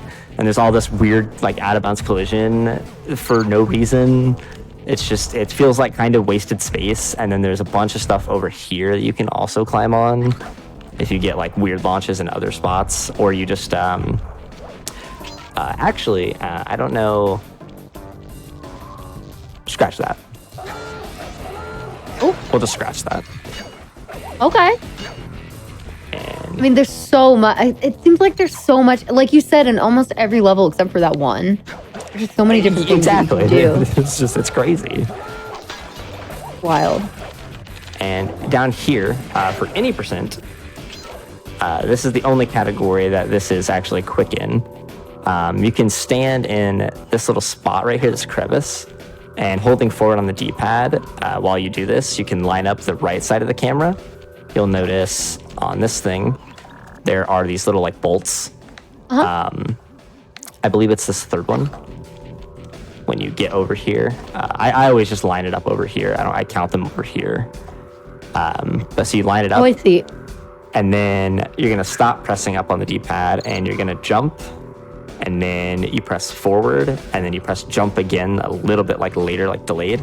And if you time it right, you'll clip through the ground or you'll clip through the wall and you can hit the floating trigger behind it and you can actually skip the key this way for any percent. That is deceptively, I would say, easy. The timing is it's tricky to get it down, but once you get it down, the camera angle and the control stick angle, because you're using D-pad, that's all the same. So all you need to do is that timing. So that's something that I would say is like, it's kind of like, I would say more of an intermediate strat that I feel like people could also pick up. Yeah, it honestly reminds me a lot of, ever seen like a Splatoon 1 speedrun? You can skip World 4 out of 5, and it seems like a similar way to have like that visual lineup plus the right angle plus the timing on it. Like it literally is the same kind of combination, and it's like an intermediate strat, but like once you get it down, it's fairly consistent, which is cool. Exactly. Yeah. I love those kinds of tricks. I love that with the, you get to find like all the precise things to do it, and then you get to do it every time and look cool. It's very fun to me. Yeah, agreed. So this is Boneyard Casino, and this level has a kind of like a sad history because we found a really sick out of bounds for it, and then it only saved 5 seconds, and then it immediately got replaced by a really cool void drown. So unfortunately, like the out of bounds never really got to shine. Oh, but it's okay because the void drown is really sick. Okay, cool. So, I mean, it's a trade-off, I would say. And it's really fast. Yeah. So before, what we used to do, this is really silly that this is even like, that this was allowed in the game. I feel like this probably should have been something that got found. So normally when you jump over here, right, you take damage. You can't cheese the level. You can't just skip down there to that platform unless you're right up here on this wall. and then it doesn't matter. Yeah, okay. It's crazy just how easy that is. It's just that damage plane just quite didn't get there. Oh god, there are guards here. I forgot. Go away. You guys are mean. I don't want your bootleg alcohol at your casino that you drowned, by the way. You what? They drowned this casino. And then put like electricity into the water in some spots because they wanted to clear everyone out of town so they could like take over it, but they forgot to realize that that's also their customers that they're clearing out. So now they're just all stuck here by themselves. So just kind of barely. I'm sorry. No, I'm just watching what you're doing now. So are you trying to like get over something? You're trying to proxy. So this is another void drown setup.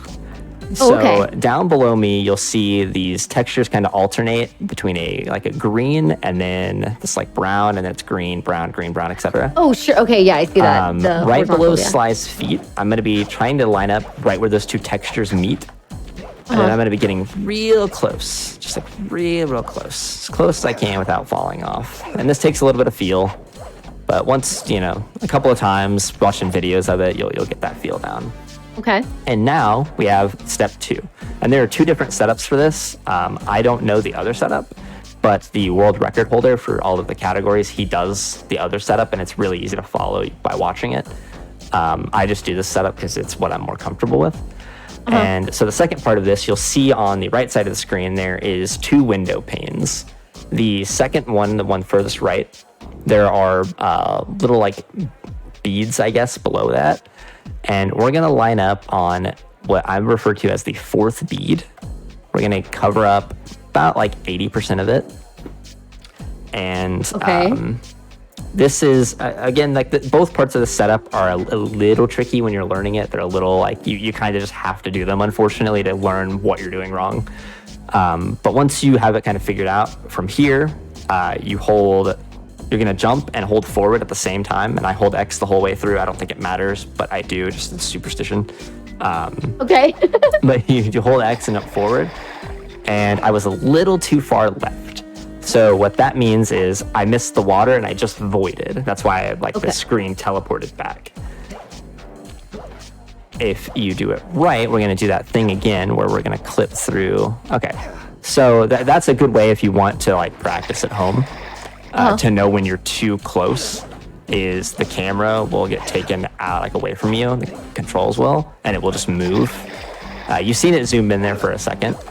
I keep falling off now, but that's how you know you're too close. You need to take a step back from that far, and then you'll be fine. Okay.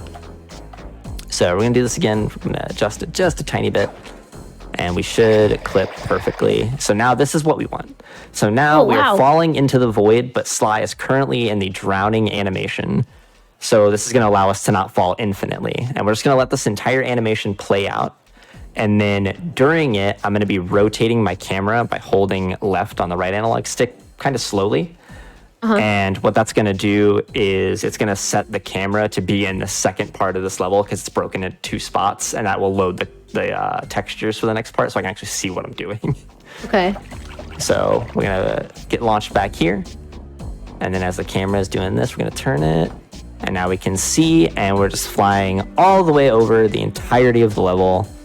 And now we're gonna cancel our momentum by swinging the cane. And oh my goodness, that's hilarious. So I'm glad that this happened not during a run. I managed to thread the needle perfectly here. So what you want to do is land in the roulette wheel. If I timed it just a little bit early, like a little bit earlier, I would have landed roulette wheel perfectly fine. If I timed it just a little bit later, I would have landed on this chandelier and been safe. I managed to perfectly thread the needle. This is like bowling between a 9-10 and somehow getting like the 7-10 split, like gutter ball kind of thing. That's so funny. That poor guy there. So that's fun. But I mean, ultimately, you got to see the general concept of it. So it's really cool. You get to skip through the entire level. It saves so much time, and it looks super, super flashy.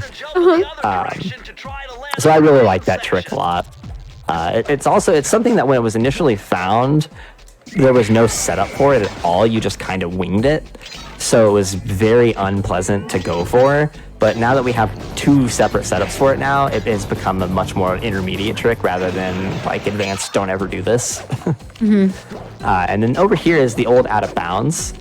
So this is the old out of bounds over here. You'll see that we can access this like later part of the level right here. And this just skips a little bit of platforming. But I'm not going to do the jump because there's no shortcut back. But you can jump out of bounds onto this thing. And then this is a movement tech.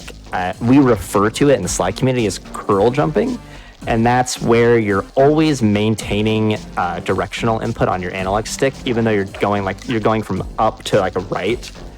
I'll try to like put it up here. So curl jumping is like when you do this input like this. So the first jump, you're holding the analog stick forward, and then you're kind of curling it upright as you're doing the second jump. You don't like snap. You have to slowly turn into it. And that's what we refer to as curl jumping. And that allows you to get around some invisible collision there. And when you do it just right, you will perfectly like ledge grab this tiny little bit of the slot machine. And then you can jump over here. And that lets you skip a lot of the platforming. And that was the like super old strat. And then we found this out of bounds that, was almost immediately invalidated. Where you can go over here and you can do the slope jump where you're jumping against collision to get really high, and that gets you up here. And then from up here, whoops. This seems also kind of finicky. It is a little bit, yeah. There we go. I thought there was an extra jump too. And then you jump up here and you're on out of bounds collision. And Yeah, we can just walk on actually, top of trees, but like above them, right? yeah. And Awesome. this collision just happens to be high enough to you can jump up here to the second floor. And even Nice, though this is okay. electrified, it's actually not. So you can Looks walk like it? Yeah. So you can walk around a lot of this, but then over here you'll notice that the color changes, the texture turns purple. That's This what. water is electrified now. So you'll see I'll just walk in here, I'll just start taking damage. Oh, And what the strat was is you would take a charm from an earlier level and you would basically just eat damage here, and then you would just barely have enough iframes to get back in bounds. oh wow. Okay. And that then was you the would- other old strat. Yeah. Okay. And then you would end up here. And this is where the long void round would take us to. So, and fun fact, also, this is a tiny little bit of a help that can give you for your time trials. If you have the roll ability, you don't have to jump around the roulette wheel. You can actually just roll over this and totally invalidate the puzzle. Oh my gosh. And that will help you out with a lot. Because the jumping around this, I mean, it doesn't seem like it would take a while, but when you need 3 extra seconds to just barely get the time trial, that makes a huge difference. And Make a big- yeah. I never thought to do it. When I'd seen that in the speedrun the first time, my mind was blown. That's cool. Yeah. But so that's it for Boneyard Casino. That one's cool. So this world, the last world, World 1, has 6 platforming levels, and then it has just 1 minigame. From here on, every world will have 2 minigames, and then it will have a mix of either 2 minigames or like a minigame and then a rail shooter, or like a minigame and a race or something like that. This world has a rail shooter section and then a race. And none of those levels have anything cool or interesting to show them because they're just auto-scrollers. You just play the Sure. game normally. One thing to note for Murray's Big Gamble is all of the guards spawn in the same spot. So if you want to look cool, you can like memorize where all they spawn, and you can like, you know, get like wall bangs on them like you're playing Counter-Strike or something. For like And Super Mario World, you just like have. I mean, again, there's like no RNG there. You can just Exactly. literally- You just, you know, right where it's at, and you just, you know, Bam, it bam, looks bam. really cool. When you get it right, it looks really fun. And then at the dog track, there's just actually nothing. I mean, you can fly around a bunch. There's some like wacky things you can do with boosts where you can fly around and stuff, but it doesn't do anything. It's just silly. I would go show it, but there's a long cutscene when I enter this level, unfortunately. And there's nothing I can do to skip that. But just try it. Go into at the dog track, get like 5 boosts stacked up, and then boost up against a wall. And then when you're in the air, just like start mashing the square button and you'll just start flying everywhere. It's really fun and unhinged. It's nice to do if you just need to let out some energy. Especially like unhinged speedrun. Yeah. Back Alley Heist is another level that doesn't really have anything too fancy of note. There's one trick in here that, I mean, it kind of gets like overlooked a little bit because it just kind of looks like something that's intended, but it's technically not. So normally, once you get to this part of the level, you're supposed to like bounce up, and then you run over there and do some jumps on some like guards, and you can drop down and do like Batman, you know, Arkham games. You can drop down on them from above if you want. And there's like a really slow alarm section. What we do in the speedrun instead is we just drop down here and skip a lot of that. And there's a perfect like sly-shaped gap in between these 2 awnings, and you can actually hit the bounce collision from below with your cane, and for whatever reason your cane hitbox activates the physics. So you'll just bounce up in between this tiny little gap and skip a lot of the level. That's cool. But there's nothing else that's really handy. cool here. Like if you like the main break thing. the game, and like we have like pools where we could like fly around and stuff, and when you like fly around, there's like interesting things to see, I guess. But I mean, that's not really within the realm of the game. So stuff like that I don't really want to show off, you know, because I'm That's using fair. outside tools to kind of influence the game to do that. Right. Oh my goodness. Okay. This is a really, really cool trick that has no purpose in any main category. But there is a miscellaneous category called 100% coinless. And as you may guess, the objective of that is to get 100% completion without picking up a single coin. Oh my gosh. And that one of the seems power-ups at kinda tough. 100% is called Magnet.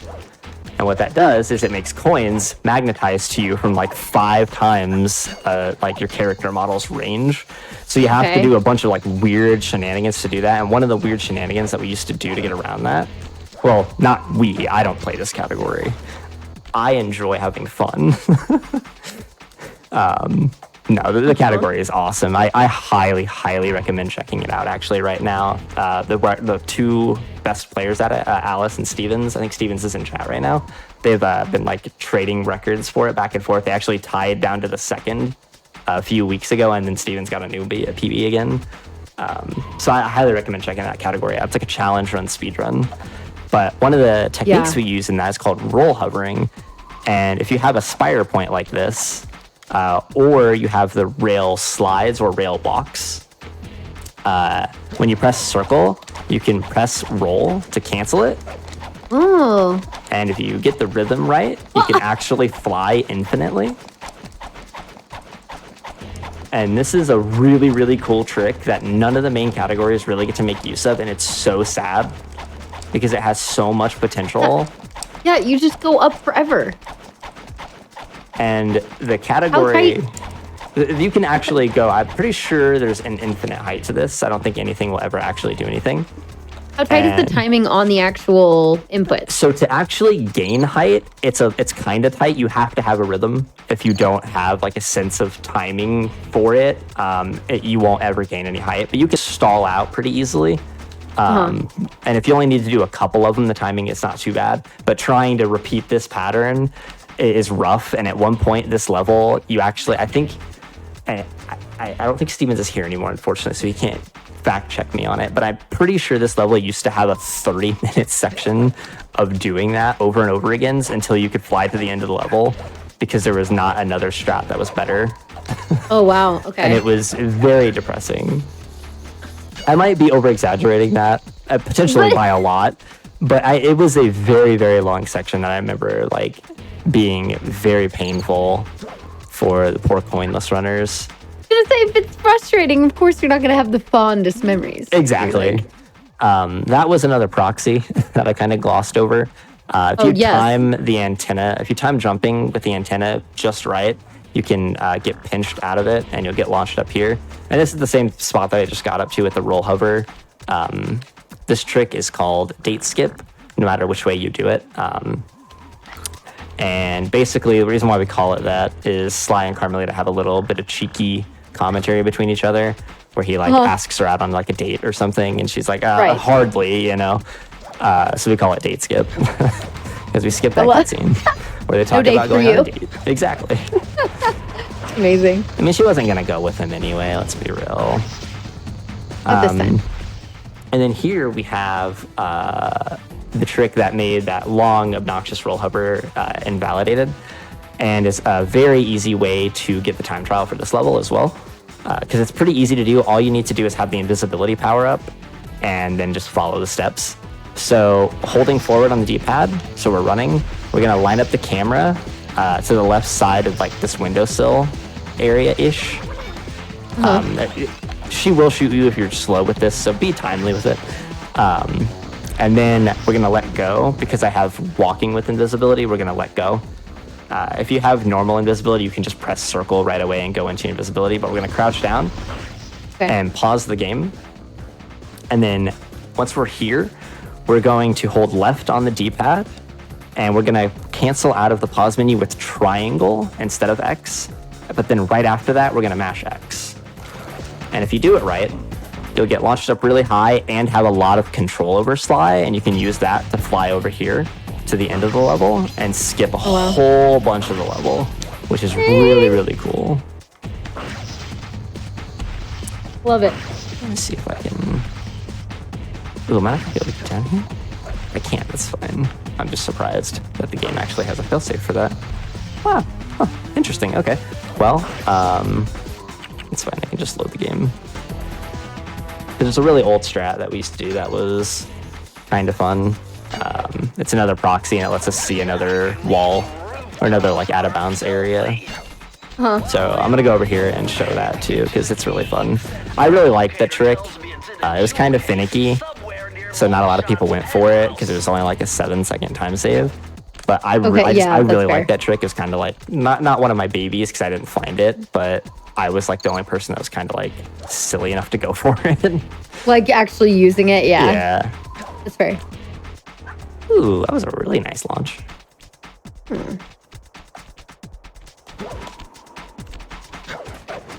And this jump right there, that jump looks really simple. It's actually incredible. You have to make sure you space your jumps perfectly because you're kind of like, if you've ever watched the Olympics and you've watched like pole vaulting, you're basically pole vaulting over a death barrier there. And you're just barely clearing it. So you gotta be really, really quick with it. Do we have any other like frame perfect tricks that will be happening as well? So I don't A lot of think there's these- actually anything in Sly that's frame perfect, thankfully. I don't think we have anything A lot of things like are that. just like really, really tight on the It's like just tight landings. windows, yeah. Sure. That makes sense. I think super jumping without swinging your cane being 12 frames, I think is the tightest window that we have in the game. Yeah. So the plants there, Sly doesn't like landing on cactuses as no one would. And, he gets that Saturday morning cartoon like, yow, and just jumps up. And from up here, you can look around and see all like the old buildings and stuff. Really interesting fact about this level and the level Duel by the Dragon in particular. Carmelita's model, if you happen to get out of bounds and get really close to it, is like 5 times the size of Sly. Because she's supposed to be in the background by perspective, it makes her look, your size. But if you get up right next to her, Sly's like a short king next to her, basically. It's great. Yeah. Oh baby. But yeah, so this is what the old strat was, and then you would just jump down here, and that's basically where we were at earlier. And there we go. Exactly. There's the other version. Yeah. Really cool because, like, I mean, again, just like seeing these ones evolve, it's like, look how fast this one is now, and then we see how much slower the other one was. Exactly. This level has also gone under a lot of change from where it started. So Not initially, surprised anymore. right? Initially, way back in the olden days, we would climb up this neon M here, and we would do a long super jump chain all the way back here to trigger this cutscene. It was a little bit too low, but the purpose of that is it would trigger this cutscene, and then that allows you to access the key. And then we found box proxy, which is super easy. That super jump, again, that's another really easy strat and makes the MTS super easy. This is also a very easy strat. Just stand on top of this box and jump and like tap forward into it, and you'll get launched up. This takes 30 seconds to learn. You'll be flying, and then you can just run down here like normal, and that will let you trigger the Wrecking Ball cutscene early as well. And then there's also a third strat called Arrow Proxy, where we get up here and we climb up on this until Sly starts to turn, and then we go back, so we're at the top part of the left arrow specifically, and then we're going to click in the right analog stick to lock the camera behind us, and we're going to hold left and jump, and then after about a second, like a half second to a second, we're going to press circle again, and we'll relatch onto the pipe, and then we're going to kind of clip into this thing that's below Sly's tail. And when that happens, then we're going to press jump, and we'll get launched super high. And it sounds really complicated, but it looks nice and simple. Nice. There you go. And that version of doing the trick, there's 2 different ways. The original way was doing it with the camera turned so you couldn't see Sly, and you had to do a contextual jump, and this and that. Whereas this is just hold left. Yeah. And you're good. Yeah. That was really fast. And it's super nice, super quick. It makes the level like 25 seconds. Right. Wonderful. And that is everything for the base levels. In Mugshot's boss fight specifically, there is... Sorry, I was trying to put in a code. So I guess actually let me go over that really quickly and kind of talk about why that's not like used in the speedrun. So A big talking point, I guess, for like slide speedrunning is that we play on backwards compatible PS3s because they reset the game a little bit faster. And it's specifically for the introductory cutscenes to boss fights. That's where a lot of the time saved or time loss is made up playing on, weird consoles or whatever, right? When you load into these cutscenes, they're technically running in-engine, so you can activate the cheat code to reload the current level that you're in, and it will set you to the default spawn point, which is inside the boss fight, allowing you to skip the cutscenes entirely. But this, it's a cheat code, and it's like a slippery slope. You let it for this, then why don't you allow it for that? And it's so much easier. Right. And this is why every speedrun you see has cheat codes or things of that vein banned, because there's just no way to draw a line other than just yes or no. It's just so much easier to do that than to have these contextual, malleable rules for things like that. Just kind of gloss over that pretty quickly. Up here, it makes sense though. Exactly. And the reason why we allow like the other thing, for instance, making the save file beforehand, is this doesn't create any unnecessary dialogue. It's just these 6 cutscenes that are the exact same properties and don't change anything. You're allowed to watch these, to skip those, because nothing gets changed. There's no way to bend that rule and manipulate it. It's just straight, simple to the point. Hey, watch these cutscenes. You're good. That's all you got to do. That's fair. So that's really nice, and that's kind of a little bit of insight to kind of like the back end. Like we all watch speedruns, especially the viewers. We all watch them. We all understand like the glitches are cool, they're fun, but like there's a lot of moderation stuff that goes on in the background. That's really hard for each individual community to kind of decide, and it's something that doesn't really get talked about a lot. It's really challenging to kind of come up with this, because it's just you. It's just you and then, your community. There's no guideline for this. Right. So it's hard to come up with that out of thin air. You talk to each other about it. Exactly. So then we did have a question, which is, I feel like it's a pretty easy answer for. So I'm assuming that for games where cheats would make a difference, it'd be a different category from base any percent. Yeah. Exactly. So the Sly games, and typically a lot of games will do this, where they'll have bonus categories that are like a category extensions. It's a separate leaderboard page. Right.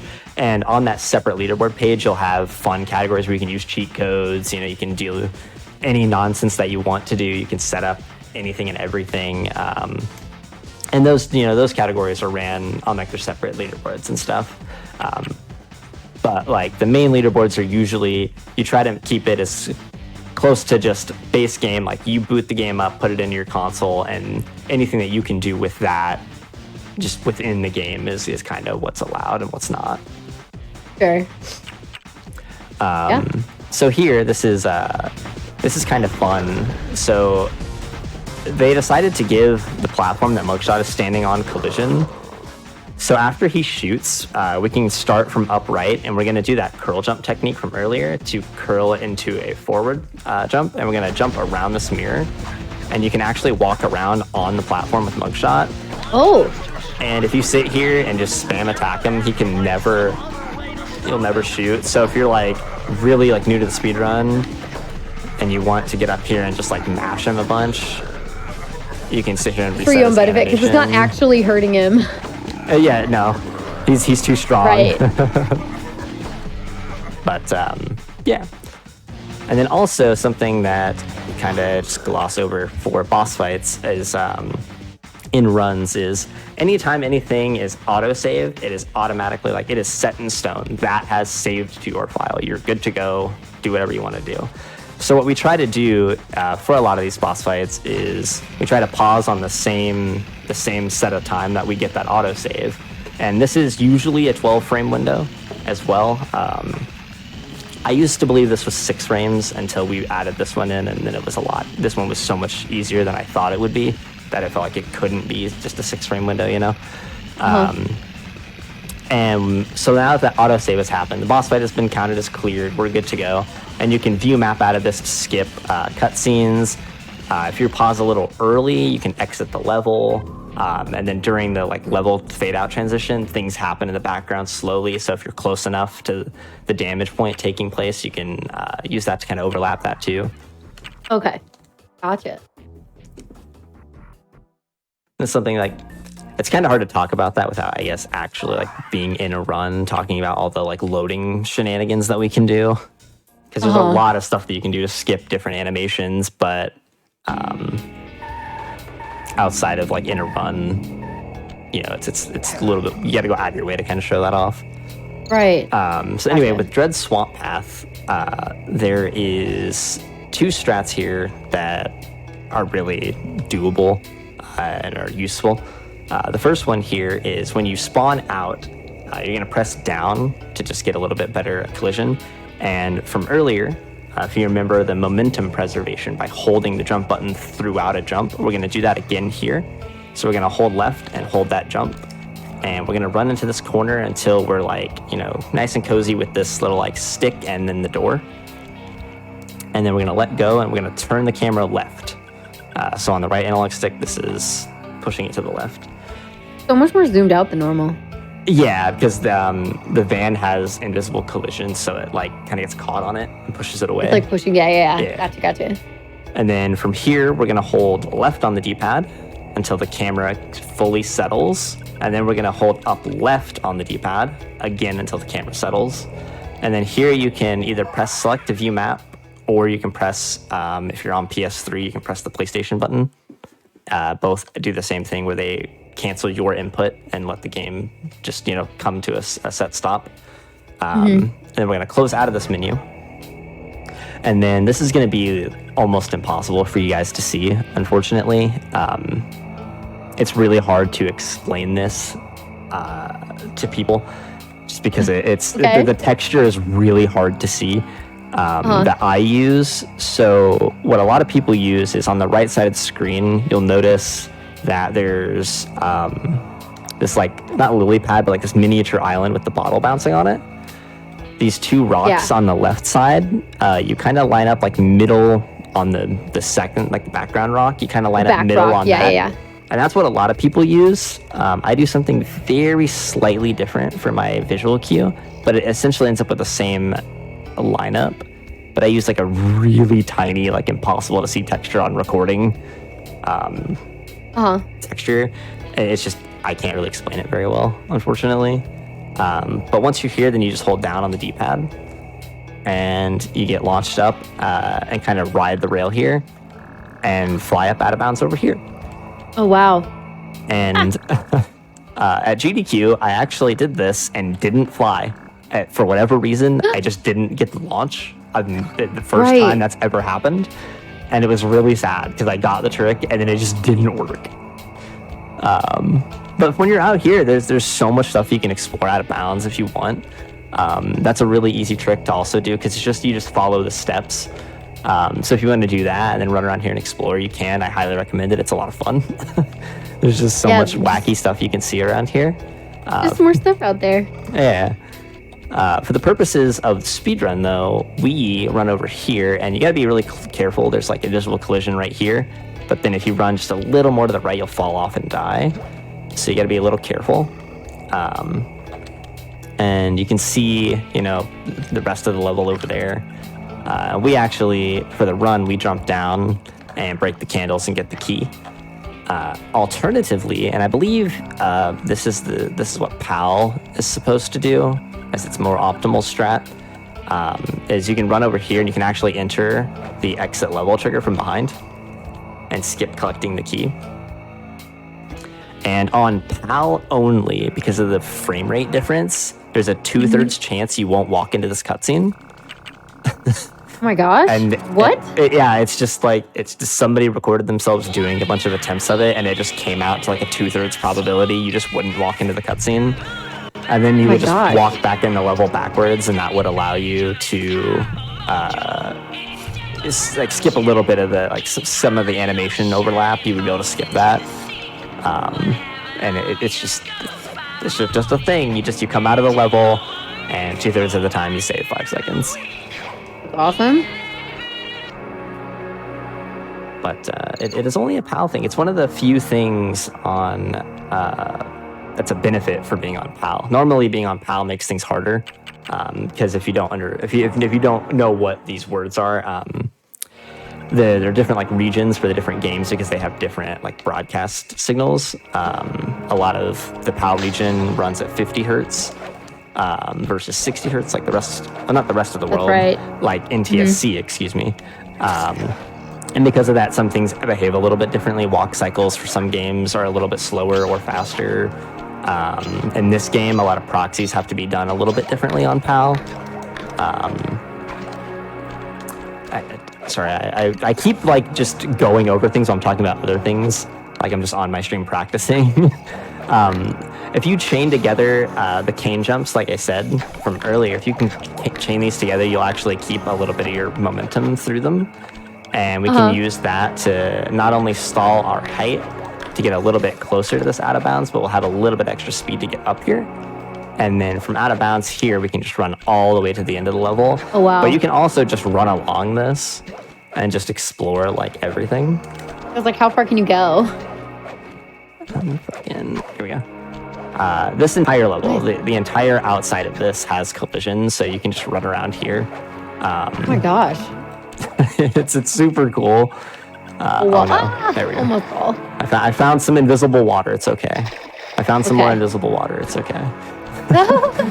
I got like flung back. That's kind of like the slingshot void drown thing right there. You kind of seen like a miniature version of it. When we don't get a void drown, we call it a slingshot. And that was kind of what that was. But then you can jump down here and get out of bounds. Or not out of bounds. You come back in bounds right next to the key. And something I do want to show really quick in this level. That was very loud. I'm so sorry. All those spiders triggered at once. It's going to happen again. Oh, it's all good. Okay, I can't clear that jump. If you've ever... in this level, you'll know that there's a giant snake that chases you at the end of it. And it's really terrifying. As a kid, it's spooky. But then as a runner, it's just really annoying. Because if you miss something, you can't backtrack because that giant snake's in the way. And actually, one of my moderators, who has been in my stream since almost day one, he's messed around with running Sly 4, and then he's also done some time trials for this game. He actually found a way to skip spawning the snake entirely. Oh, okay. And it's really nice because it lets you go through that section a lot quicker, but also you just don't have to deal with the stupid snake. It's so nice.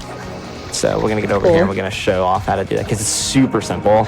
And I'm sure there's probably a kid out there that like did this and was like, oh my God. But never thought to tell anybody because back in the day we weren't, that wasn't what we did. So normally you run up to this platform, right? You grab those bottles. It's kind of like, it's a trap, right? After you grab those bottles, once you jump on this specific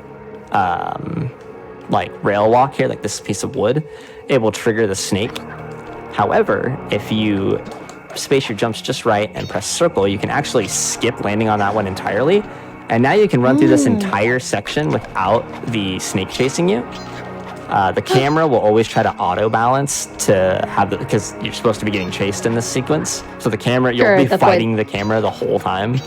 But you can just run through here and then when we're doing it in our completion categories, we're doing it at 1.5 times speed. So we're flying through like this, grabbing bottles, all this stuff, making sure that we don't mess up these inputs. And it looks really simple, but I promise you, playing the game at 1.5 times speed is awful. It is so hard. Much harder than it seems. Yeah, the whole thing, I'm sure.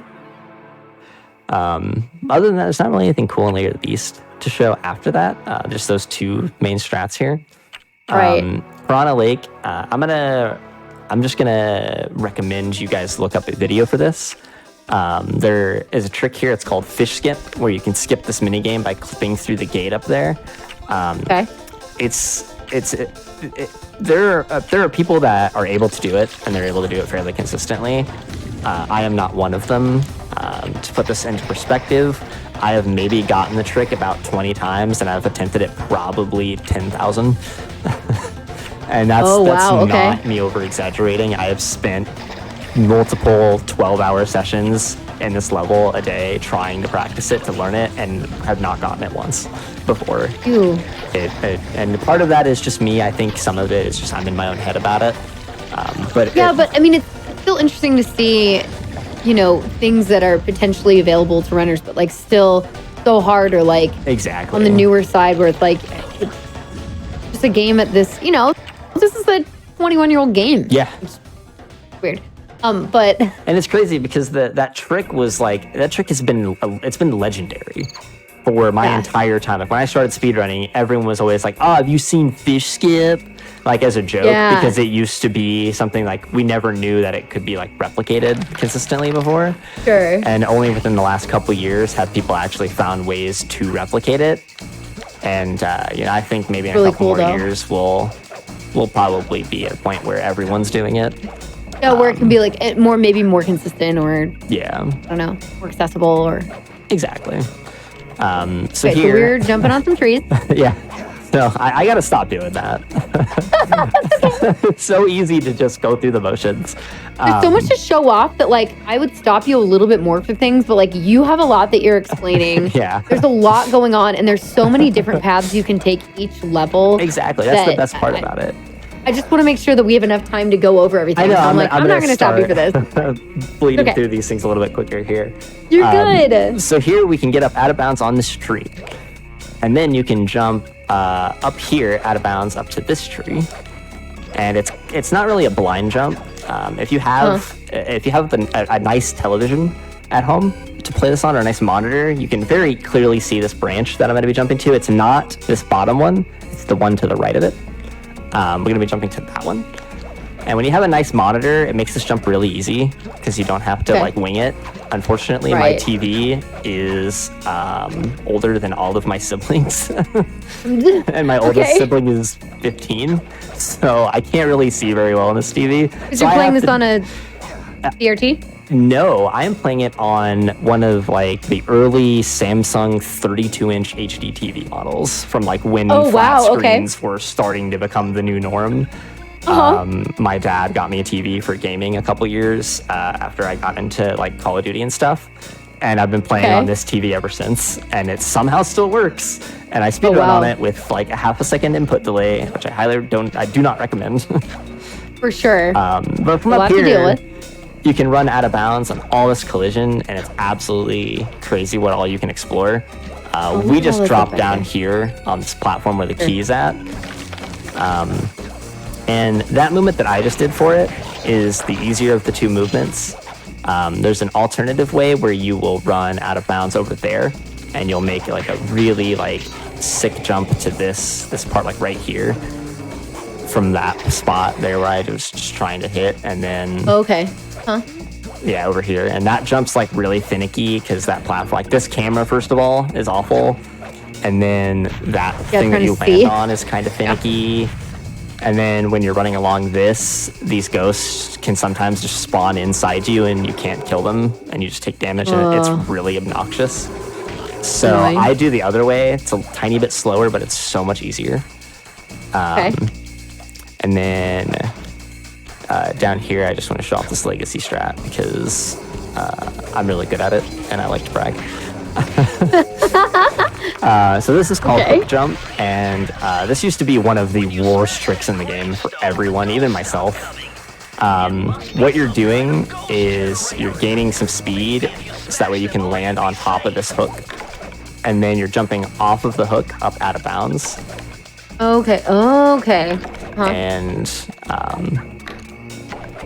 I got to a point where I had like a consecutive streak of getting this trick in runs in the hundreds, and I just would always brag about how like I'm the best at hook jump, blah blah blah blah blah. And yeah, that was those good times back in the day. But now we don't do it. The out of bounds is so much quicker. Fair. And I've only begun to scratch the surface of what you can do here exploring out of bounds. In 100%, we do some crazy shenanigans over here with the spot up here. It's a little bit. Let me get fast on. Over here, you can get out of bounds by jumping off of this like crocodile skull's eye socket. Oh, wow. And then up here, you can jump through this wall into this like second portion of the level and nice, do some okay. weird movement here and stuff, like in the run. And I really like that. It's cool. It's a clever little route that I found that unfortunately makes this level much worse. But in the name of speed, it looks really cool, but it does make it makes you have to deal with those ghosts that I was talking about, where sometimes they'll just kill you. Oh, sure. Okay, it makes you have I to see deal what with you mean. that, and that's just not fun. And when you're an hour plus into the run, you just have a coin flip to die. It's not very fun. This level, I'm not actually going to go through it, but I want to point out this is another thing I highly recommend looking at the video for, just because this is something that's only probably been done on video like once. At the end of this auto-scrolling boat section, it's like probably 30 seconds into the level. There's a checkpoint and then like a piece of like breakable wall that you can proxy off of. And if you get it just right, it can actually send you to the, it launches you like straight up and you clip through the floor and land at the very end of the level where the key is at. And that's really cool. And then there's also something really, really cool. And I can actually show this off, I guess. And I'll show it off in World 5. But I'll move from here. In these sections where you are attached to a vehicle, if you take damage to die, it will knock you off of the vehicle. But if you pause the game and input the Infinite Charms cheat code, it will actually prevent you from dying, and you can run around those levels. Oh, wow, and it's super cool, because you never get to actually run around those levels, so getting to play them is really, really fun. Yeah. That's just another cane jump right there to skip this platform to get up here early. I think we've gone over cane jumps enough times now. But here we have a really awesome trick that I and many other runners have tried for many years to get into this tunnel, just to see, what lies beyond this tunnel. And then somebody actually found, he got the perfect jump to where you can actually land under the water here. So the damage plane for the water doesn't extend all the way out to here, but the water texture does. And like the water physics does, so you can land in the water and sink underneath the damage plane. And this allows you to run under the water right to the key and makes this level like 30 seconds when it used to be like a minute and 10. And it's such a cool and unique strat that it reminds me a lot of Lava Walk in a way from Jak and Daxter. And what you're doing is like you're walking underneath collision. That trick is frame perfect. This trick is not. This trick is a lot easier. That's good. And again, this is another thing. One of the things that I really love about Sly is it's super beginner friendly. This is the fastest strat for this level, is to do this, and it's pretty simple to get it down. Like, obviously getting it perfect first try every time, that's going to take you years probably, but to be able to pick it up and just do it and have fun, 10 minutes at most, I guarantee you almost all of you in chat could probably be doing this in about 10 minutes. So what you're saying is that this is not a hard game to at least pick up and try out. Exactly. Picking up this game is super, super nice. Interesting. You really can't go wrong with this as your first 3D platformer speedrun. Because there's plenty to get you started. There's lots of cool flashy tricks that are pretty easy to get into, and then you can start if you want to start adding in newer, harder tricks, you can start doing that. And then you have a whole different obsession where you're like, oh, now I gotta now I want to do what the record holder's doing. I want to start doing crazy stuff. And what's current world record? So for any percent, I believe Guess actually just got sub 33. Oh my gosh. Sub 32, so excuse me. So it is 31 minutes, 59 seconds. Oh my gosh. So this is like an easy sub-hour run for people getting into it. Very easy for any percent, yeah. I would say if you put in just a little bit of practice, you could probably get sub 1 hour on your first run even. If you put in some practice to the really big skips that you have to know, have to practice.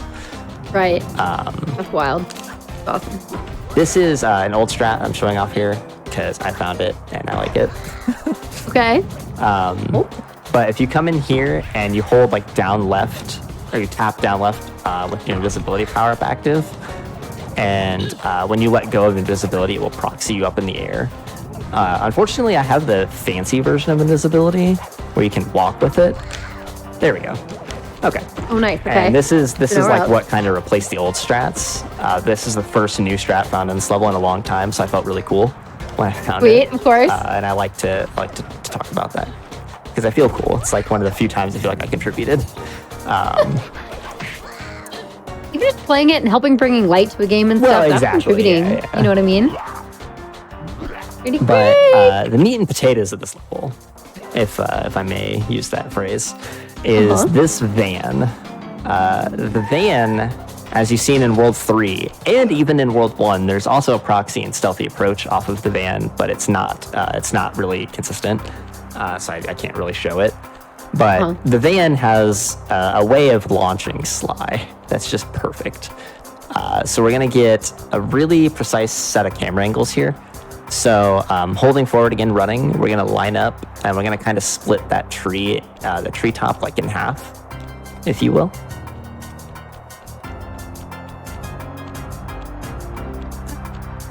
There we go. If you like ever so slightly nudge the control stick, like you just hold it a little bit outside the dead zone, you can slowly move the camera. I see. Okay. That's what I was doing there. Gotcha. And then we're going to jump and we're going to tap back so we land on this little set of like whatever the heck you want to call this. And then you'll see in the background, it's like an outcrop over the bridge, right? Mm-hmm. And there are like these, I guess that's what, yellow, maybe beige, tan bricks. We're going to cover up almost all of the first one. We're going to get right next to like where the brick would actually be at. Yeah. And then we're going to tap forward ever so slightly. Just a little tap. That was a little too much. But we're going to try it anyway. But just a little tap. And then from here, we're going to jump. And then at the apex of Sly's jump, so the height of it, when he starts to fall, we're going to press forward. And then we're going to pause the game a tiny bit after that. And we'll know if it works because Sly's cane's texture will be it'll be kind of skewed in a way, kind of like a paintbrush stroke, if you will. And when we do that, then we're going to close out of the pause menu with X or start, I think. It doesn't matter which one you do. And we're going to mash the R1 button, which activates the binocucom. And that, if we do all of these steps right, will give us an absolutely insane launch. Ooh, okay. I think I paused a little too early. Okay, yeah, I paused a little too early, but that's fine. Let's see if we can do full speed now. Yeah.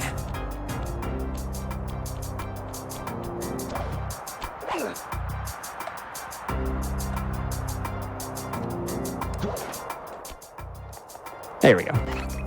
All right. Now that was like a super, super high launch.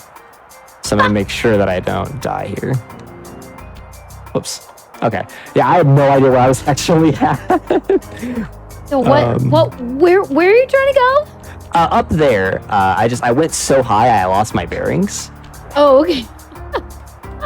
Oh no, you were too good at it. Yeah, I paused a little too late, and the later you pause, like depending on where you pause, depends on kind of how much speed you get for it. Okay. There we go. That's perfect. This is what we wanted. All right. Oh, here. Okay. So now that we're up here, this is about halfway through the level, but that's not good enough. We want to skip the entire level. So there's two different ways you can do this. There's the really hard way, and then there's the old way. The really hard way, you come up here to like the edge of this, and you get right on the edge of the collision. So when you do the slingshot, you'll slide off of the edge of this and kind of like scoot on down to where you need to be at, which is going to be way over, not over there, way over here into this nothingness. I promise there's stuff over there. We're going to do this the old way because I don't actually know how to do it the fast way yet. I've only recently been getting back into speedrunning Sly the last year or so. Okay. So some of these, some of the really, really fancy stuff like that, I'm not actually well practiced in. Oh, so gotcha. I'm kind of easing myself back into it. But then we're going to do another super jump chain here. And then this is, I believe, the first actual slingshot we're going to be showing off. And it's basically just an extended super jump. Instead of getting sent back to the starting position, we're setting conditions up to where we'll fly over our starting position. And if I did this right, we will fly up over here. Oh, and wow. then I'll cancel this. And hey, look, we're at the end of the level now. And there we go. We're there. So we just skipped That's literally cool. the entire level by flying twice. One more time. And you know what? For good measure, let's do a third one. We'll do a little miniature one. So normally there's like cutscene there where Bentley basically explains, hey, you need a key to unlock this locked door. Obvious. You can actually just skip it by doing a little bit like that. Just doing another super jump chain. As I said earlier, you can trigger collision. You can trigger cutscenes during that and loading triggers. cool. And that lets you skip watching those cutscenes, which is really nice. There is like some other stuff here. You can get out of bounds and you can do some more shenanigans with other void drowns in other areas. If you want to get out of bounds and experiment with those. Excuse me. I'm going to be moving on from that because they're not really like, they're just silly. You're just flying around a bunch and that's fun. But I'm going to keep rolling on a little bit here. Gonna keep on going. Exactly. Yeah, that's fair. Because trust me, there'll be plenty of other crazy things for me to show off. Starting with right here. Oh, actually, I was gonna say this might. Oh, okay. Might, if we're at the beginning of a level, I feel like it might be a good time to just like take a quick pause. Yeah, of course. Quick breather. So that we can come into this last bit. Yeah. Like ready to go. What do you think? Yeah, that sounds good because we'll have World 4 and then World 5. There's like 2 levels. Oh yeah. So we're pretty close to. Let's definitely do it now then. Exactly. Okay, that sounds perfect. Anything else I want to tell you all? I'm so excited for Frame Fatales coming up. We can mention that. Ooh. No, I'll mention it now because we're gonna want to do like shout outs and stuff at the end of the show. Frame Fatales. So we have Flame Fatales, our summer event coming up August 13th to 20th. I'm so excited as somebody who is pretty involved in the event. It's gonna be great. We're benefiting Malala Fund. It is another week-long event, but more like 12, 13 hours a day instead of 24. So you can go to bed and wake up and then catch more speedruns. It's great. So the schedule is coming out on July 6th, and you can go to gamesonquick.com/framefatales for more information on that. It's so exciting. Very exciting. Okay, cool. All right, you all go check that out. Learn more about Frame Fatales if you're new to it, and we will be right back with some more Sly.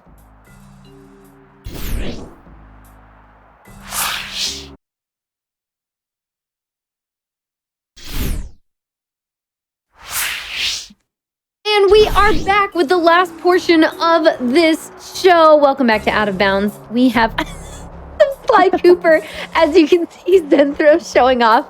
That is wonderful. Vanna White. I love it. If you all have missed out, please go back and watch the rest of the show later when it is shortly put up onto the YouTube channel. And you can see all of these amazing glitches. We have the last portion of the game to get through. So glad you're here. Let's get back into it, Zenthro. Count us down. Take us through it. I want to see these last like world and a half. All right. Well, we counted down and we've counted up. So why don't we count Goma? So we're 23 is number 1. All right. Oh yeah. Yes. So 2, 3, 1, Goma. Oh my God. Sorry. I love it. That's okay. That's I how try I to always have remember fun, it. you know. Alrighty. So, do you like magic Another- tricks? Huh? How about vanishing acts? Please show me Vanishing Act. While invisible, nothing can see you. Not lasers, not searchlights, not guards. Oh, and if the guards already see you, then the invisibility trick won't work on them. There we go. So, this is a newer like trick that we've been experimenting with. Cool. Oh God, what? You can do it without invisibility? Oh, that's cool. That there's no way that's consistent because I don't think we've ever figured that out. Hey, look at that. Wow. Dude, I'm doing that without invisibility. Chat, if you were a part of the speedrun community, that's without invisibility. I don't know why that's working like that, but yeah, Interesting. look at that. I don't think I'm getting launches I can use. Because so the trick that when you do it the normal way, you launch up like over this rail slide here, and you get to cancel the momentum really quickly by mashing circle, and it lets you latch onto that, and that's why it like what I'm doing is like I think I'm getting like spiked into the damage plane. But yeah, look at that. That's crazy. Cool. Oh my gosh, I got sent back and immediately got proxied.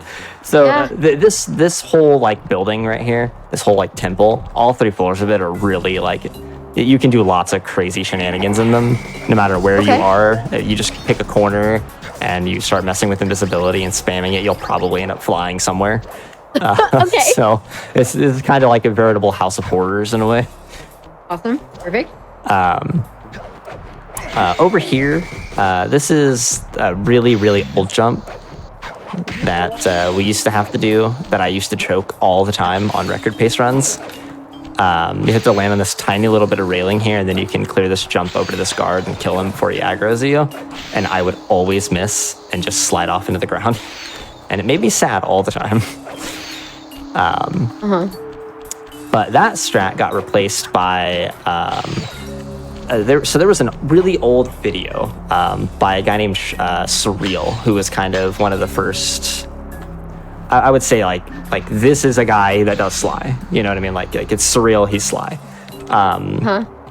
And he had a video of like a weird like kind of proxy from this sign that like looked like it had maybe some potential to get you like up to this tree right here, maybe save a second or two. And a runner that is unfortunately no longer with us, a pack of crayons, he sat down one day and kind of went through a bunch of Surreal's old videos and found just different things and just started to just like pick at them like this is the thing, I'm gonna make it work. And he found a super like weird version of it, like lining up with mountains in the background to get camera angles and all this crazy shenanigans. And eventually it has been whittled down to you stand back here and jump and swing your cane, and that lines you up with this sign right here. And then you get close to the edge until Sly's like tiptoe standing. Okay. And you'll notice the spire point here in the background. We're gonna cover that with the tree, like just the texture. And we're gonna tap down and invisibility at the same time. And we're gonna try to like slide down into here with invisibility. And then from here, we're just gonna let go without touching the analog stick or the cameras like at all. From here, we're just gonna let go, and it's gonna launch us up super high. And then if you hold your control stick the right way, like you time it right, you can actually just ledge grab that platform up there and skip a lot of the level, because you're going up 3 floors. This is a very vertical level, so you're just skipping floors. That right there, that if you don't get the ledge grab, you can just fall down and just die, and you just spawn back up there. It's a little bit slower, but it's faster than doing it the old way. So ultimately, it still ends up being worthwhile. There we go. And that lets you be up here out of bounds, and then you would just run to the end of the level. This isn't out of bounds, excuse me, but we're flying up there. Right. There's a really finicky thing that I would love to show, but it's really weird and kind of it's just hard and difficult. But you can combine two movement techniques. So there is the cane jumping, right? When you do a cane jump, no, I don't want to be down here. Okay, that's fine. It gives you a kind of like a side effect when you jump onto rope slides and rope walks like that, which is called displacement. And what displacement does is it makes it so that I will have the effect of a rail slide, but I'm not going to be on the rail. I'll be like skewed really far to one side or the other, and you can use that to jump up out of bounds onto a roof, and do that to clip back in bounds, because the ceilings don't have collision on these buildings, because they never expected you to get up there. Okay. So like what we can do is do the cane jump right here, and then that will skew us. Well, if I land on the ground. Okay, that will give us the displacement skew. And you'll see if I don't take damage. When I land here, I'm way over here now. So I'm technically in a spire jump state. I'm on that spire, but my position is over here. And you'd use that with this rail walk over here to... this rail slide, excuse me.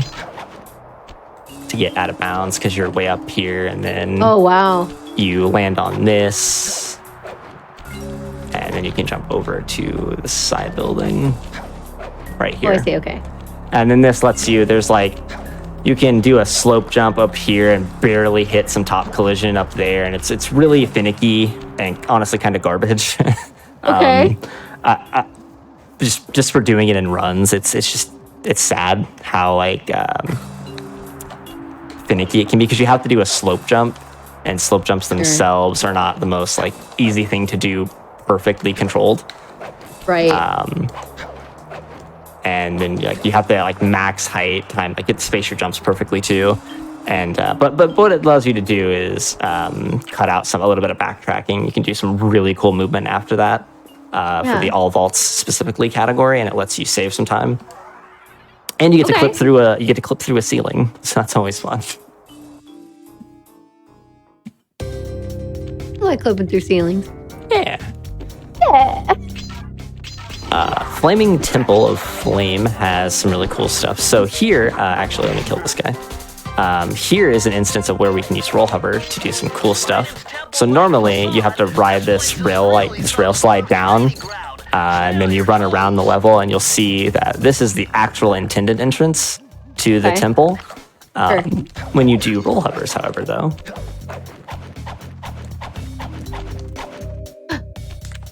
Oh man, I didn't. Okay, well, that's fine. So close. Oops.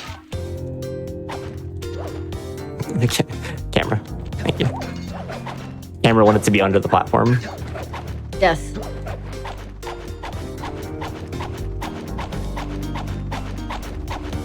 Not nearly close enough. It looks like you lost all of your vertical momentum. Yeah, so what this will do on rail slides like this, normally since you slide down them, you have that like speed, but eventually the speed will reset itself and you'll start going back to where you started the hovers at. And that's why like you've seen the speed just like randomly die. But you can use it to get up there early. You can also do a displacement jump and just a normal like double jump with displacement to get up there early. And that's like really fun. Here, there used to be like a really like old difficult way of doing this where you would spam back and forth between the hooks to gain speed, but you can actually just double jump and hold forward here, and you'll just gain enough speed to jump up here and skip a lot of that platforming. This is normally supposed to be a backtrack spot, like you'll drop down and get those bottles, but you can use it to get inside this temple early from behind, basically, like from the end of it. And then in like all vaults in 100%, there's some really cool movement in here. But then there's also this like out of bounds stuff that's like really sick that I can show off here. So like, again, the rooftops just don't have collision. So you can just run around here on top of the roof of the building and check out all that stuff. In the run, we use it to drop down to some bottles to speed up like the time a little bit. You can drop down to these platforms if you want to run around. A bunch of really cool stuff here that you can do. This is a really fun level to explore. Just being able to run around the temple and stuff. And then over here, I guess there's really not much to explain to it. It's just kind of a momentum preservation thing. It's again just those cane jumps. Of being able to stall yourself out. But they allow you to skip like a pretty large chunk of the back of this level. Right. And we have some like normal looking stuff for like a second, kind of. Yeah, you play the level a little bit, and then you come over here, and you're like, wait, hold on, what's he doing? Why is he, doing this weird stuff? Oops. You're gonna advantage of this. Get yourself a little extra height. Yep. And then I didn't ledge grab it, but that's basically what you're doing. Is getting up there. I don't know why I'm not ledge grabbing. I think I might just be a little too far away from it. But you ledge grab up there, and then that skips happen to go across these hooks, and then you run over here, and you climb these. For 100% coinless, this section right here used to be one of the most obnoxious things. Yes. How do you get around that? So that trick is how you get around it now. But back in the day, what they had to do is they had to sit here and perfectly time like jumps like this to skip it. The video that actually spawned these things, I believe, was by, oh gosh, I don't remember his name now. I feel so bad. But he's a guy that does like challenge runs for video games. Like, can you beat this without collecting X thing, right? And he did a video for Sly, and his solution to this was using the slow ability, because the slow ability, conversely to fast, makes the game run at half speed. Okay. So that these like crazy tricks that we do speedrunning wise, even like a casual player could do it. So he could perfectly space himself from the coins like this, and this is how they got past it. Oh, wow. But in the speed run, you know, you have to come here without slow because you can't get it. Because if you get slow, then you have magnet. So you're too close to the coins, it auto collects them. So you had to do it real time before that other trick was found. And it was a miserable experience. Game Champ 3K. Yes, thank you in the chat. They did that initially for just beating the game normally. And then we did it for fun in any percent. We did any percent coinless. And then some mad lads had the idea to do 100% coinless. And it's been kind of a really cool like community effort, because like one level you'll have to figure out like, well, this level you have to do without magnet because it's impossible. So then we got to figure out strats to do that. And then like the community has really worked together over, like, even to this day, they're still posting like, oh, this is a new route that could save, 5 seconds or something, and skips coins in this way. And it's really cool. It's really nice to see. As much as I would not enjoy it, it's really awesome getting to see how much they love it. Right, exactly. That's how I would be as well. Yeah. So this trick is called spinning. And this is probably the most infamous trick in Sly Cooper, even to this day, I would still say. Because there's nothing to it. You just stand in that corner and spin and hope that the game lets you have a speed run get past it. And that's really sad. And there's not really anything we can do about it. Theoretically speaking, you could task the exact inputs and get it perfect every try. But humanly, it's just not consistent, because the vehicle bobbing matters, which way in his 360 degrees matters, which way you're moving matters. All of that stuff matters, unfortunately. Right. But here we have a really cool trick. So normally what we used to do is we'd fall down and we'd have to break this tower, and it takes a long time. And then you have to watch the key animation. But if you line it up just right... Oh no, I had too much speed. You can actually land on the platform up there.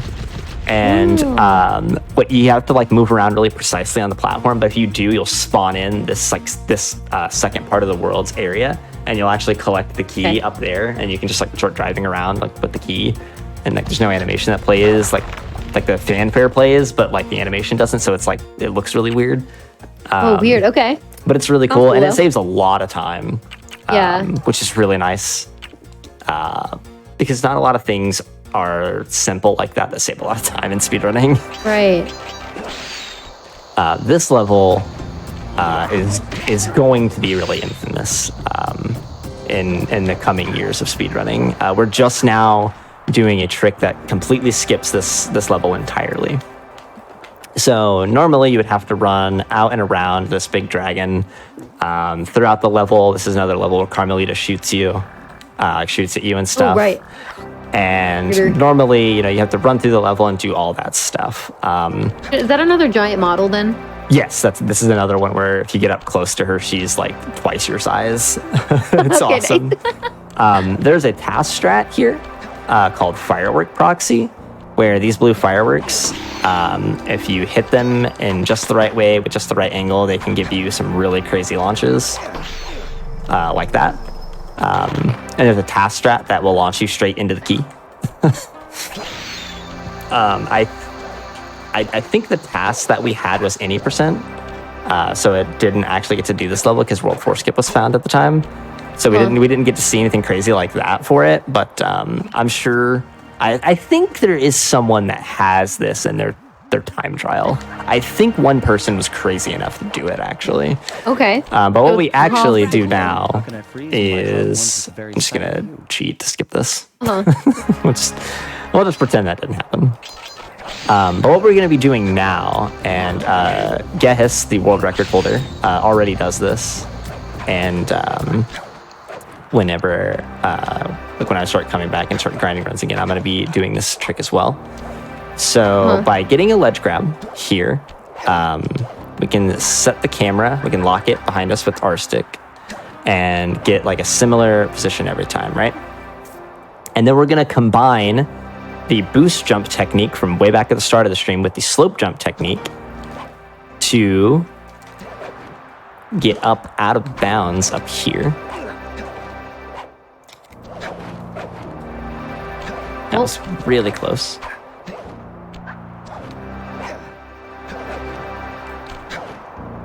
It's a little tricksy. Sure. Yeah, because you got to get right up in that. There we go. Part. There we go. All right. So now we're up here. Nice. And then we're going to set up in a specific spot. So you'll see below me, there's like a diamond of dots. This leftmost dot, we're going to be standing on it. And a tip that I was actually taught by my chat while I was learning this, if you press circle, which is invisibility, it will reset your idle animation. And if Sly's doing this, you're too close to the edge. You have to go forward a little bit. Okay. Okay, so now we're good. Now we're going to start a super jump chain on a bunch of invisible collision that I hate. But we got it. And we're going to go all the way back here to the beginning of the level. And this is really scary. When you do this in runs, it's a one, you either get it or you don't.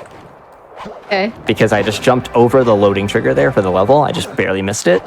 And if I do that, then obviously I go back out. If I go too close there, I go back out. And if I don't ledge grab this perfect spot, this is what you want it to look like. You want to...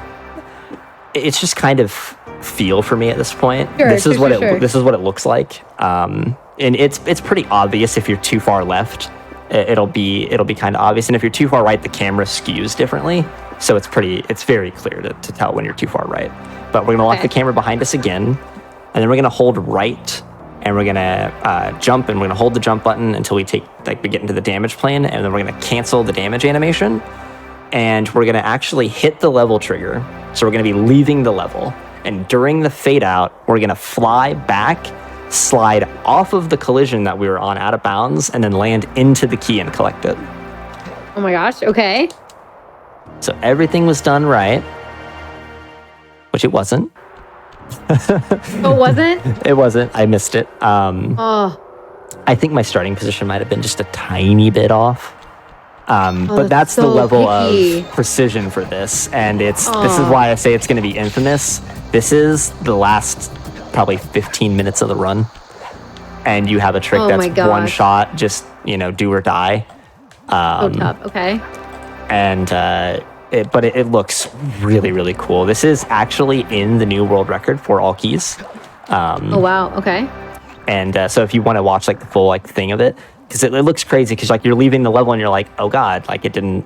Is that supposed to happen? And then the last half second before the level stops loading, you just hear dun dun for the key getting collected, and the autosave pops up, and you're like, yeah, I did it. But you don't know until the last second too. That's how you know. Okay. Yeah. Oh my gosh. So this is actually, at least I think it's a good question. So a lot of games from the older eras, you can play on original hardware or emulation.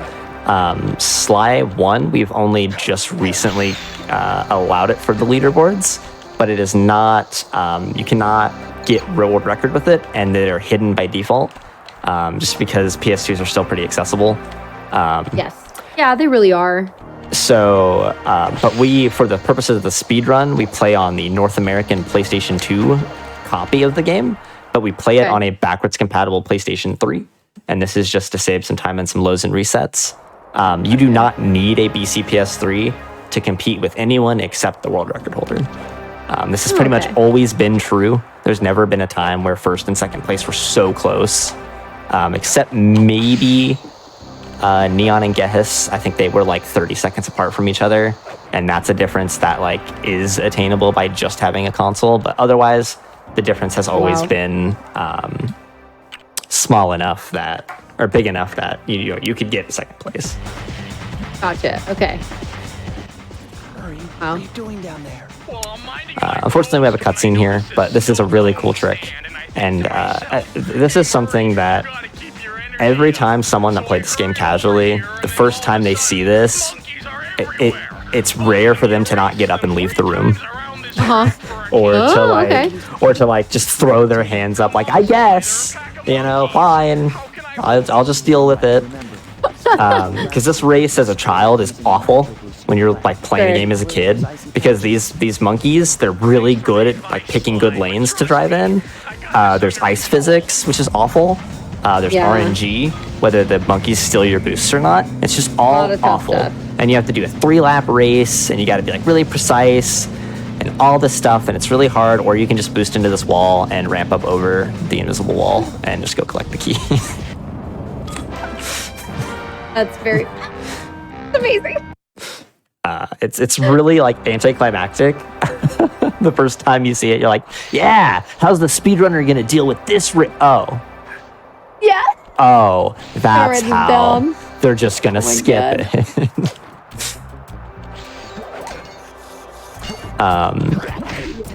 So we kind of went over World 1 skip. I didn't really go over World 2 skip.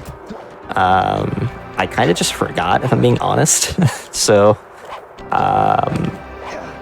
there are tutorials for that, if you would like to know how to do World 2 skip. Yeah, that's all good. Okay. My bad. But we're going to go over World 4 skip. And this is my setup specifically. What I like to do is I like to get in this middle square here. And I land and swing my can a couple times. It's just superstition at this point. And then I get ledge grabbed on this part where Sly's kind of like bent a little. And then you'll notice at the left here, the like left side of the mountain texture, I kind of line it up with the back shadow texture to where they're like they kind of make like one angle. Okay, I see what you mean. And then you hold left and you press and hold jump. Actually, you hold up left, on the D-pad, and then you just hold jump. And you will eventually hit the water here. I did not turn the camera enough. That's totally fine and easily changeable.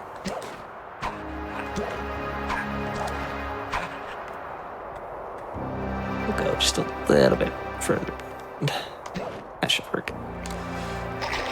Or not. You have to adjust the camera angle as well. Yeah, so the camera angle. So you're adjusting the camera angle to give yourself a perfect analog stick angle. Oh, you mean at before, right? Okay. Yeah, so like the camera angle here is what I'm adjusting.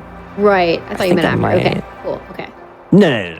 So then here, the up left D-pad. So it's just to make that part of it consistent, because then we'll always hit the water at the same speed when you get the camera angle right. Wow.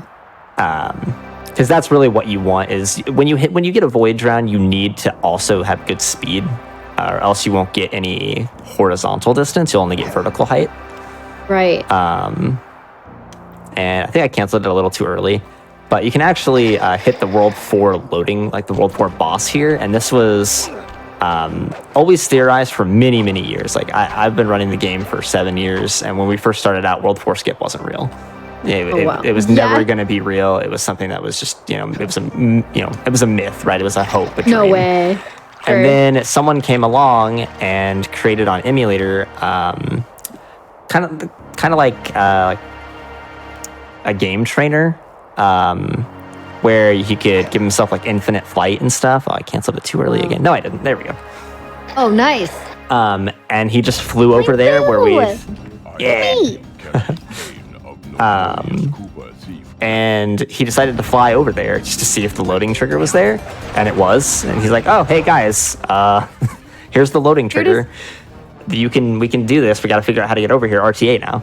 And within like 3 hours, glitch hunter at the time, who was pretty legendary, by the name of Paul, he had found a way to go out of bounds over by spinning do a void drown out of bounds to fling himself up in the air, and then while in the air or pressed roll, use the roll ability to gain control back, and then like manually angled himself over to where the thing was at. And that was the first World 4 skip within a couple hours after it was initially discovered to even be real. That's wild. And then from there, it evolved into there's like 9 different setups. There's easy ones, there's intermediate ones, there's hard ones, there's fast ones, there's slow ones. You know, anything your heart could desire. Then boom, skipping World 4. So now we're going to go into World 5 here, and I'm going to touch on something really quick here that we've talked about at GDQ that I just didn't show. These slugs are all, it's the same 4 slugs.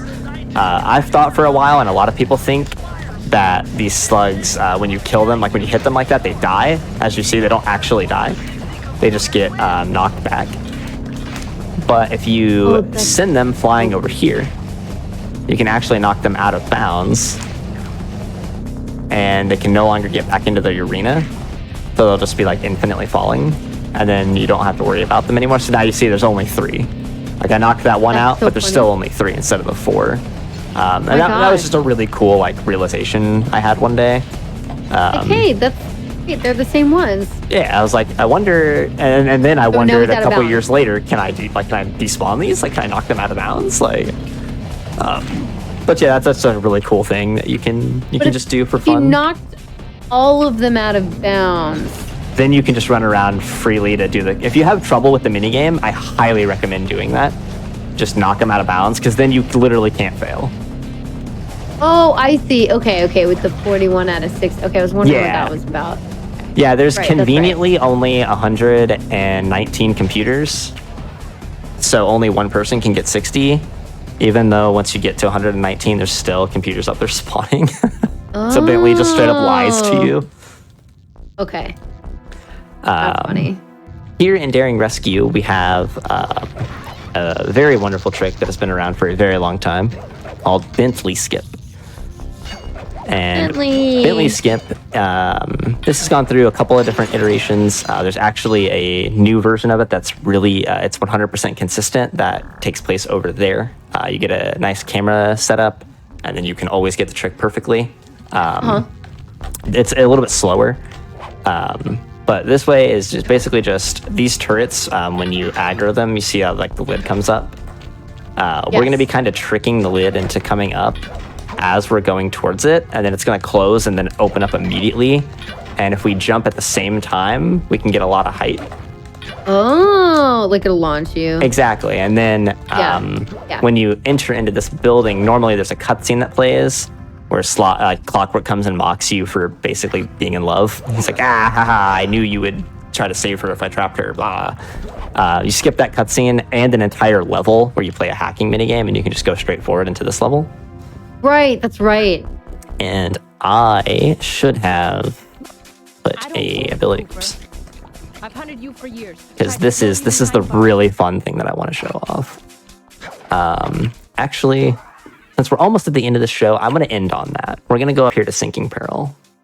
Okay. And I'm going to end on that because that thing is awesome. I want to end on that because it's really fun for me. Awesome. So this level is mainly just a lot of like cool movement when you're watching like the runs and stuff. There's not a whole lot of like glitches that happen here. But I wanted to show off specifically this thing just because the story behind it's fun. We made it to the end, everyone. So a couple years ago, I was explaining to Tame Neon, who at the time was just a wee lad. He wasn't quite a world record holder yet. he was on his way. But I was explaining to him how there's a strat here that like, it's so close, but it's just barely not makeable.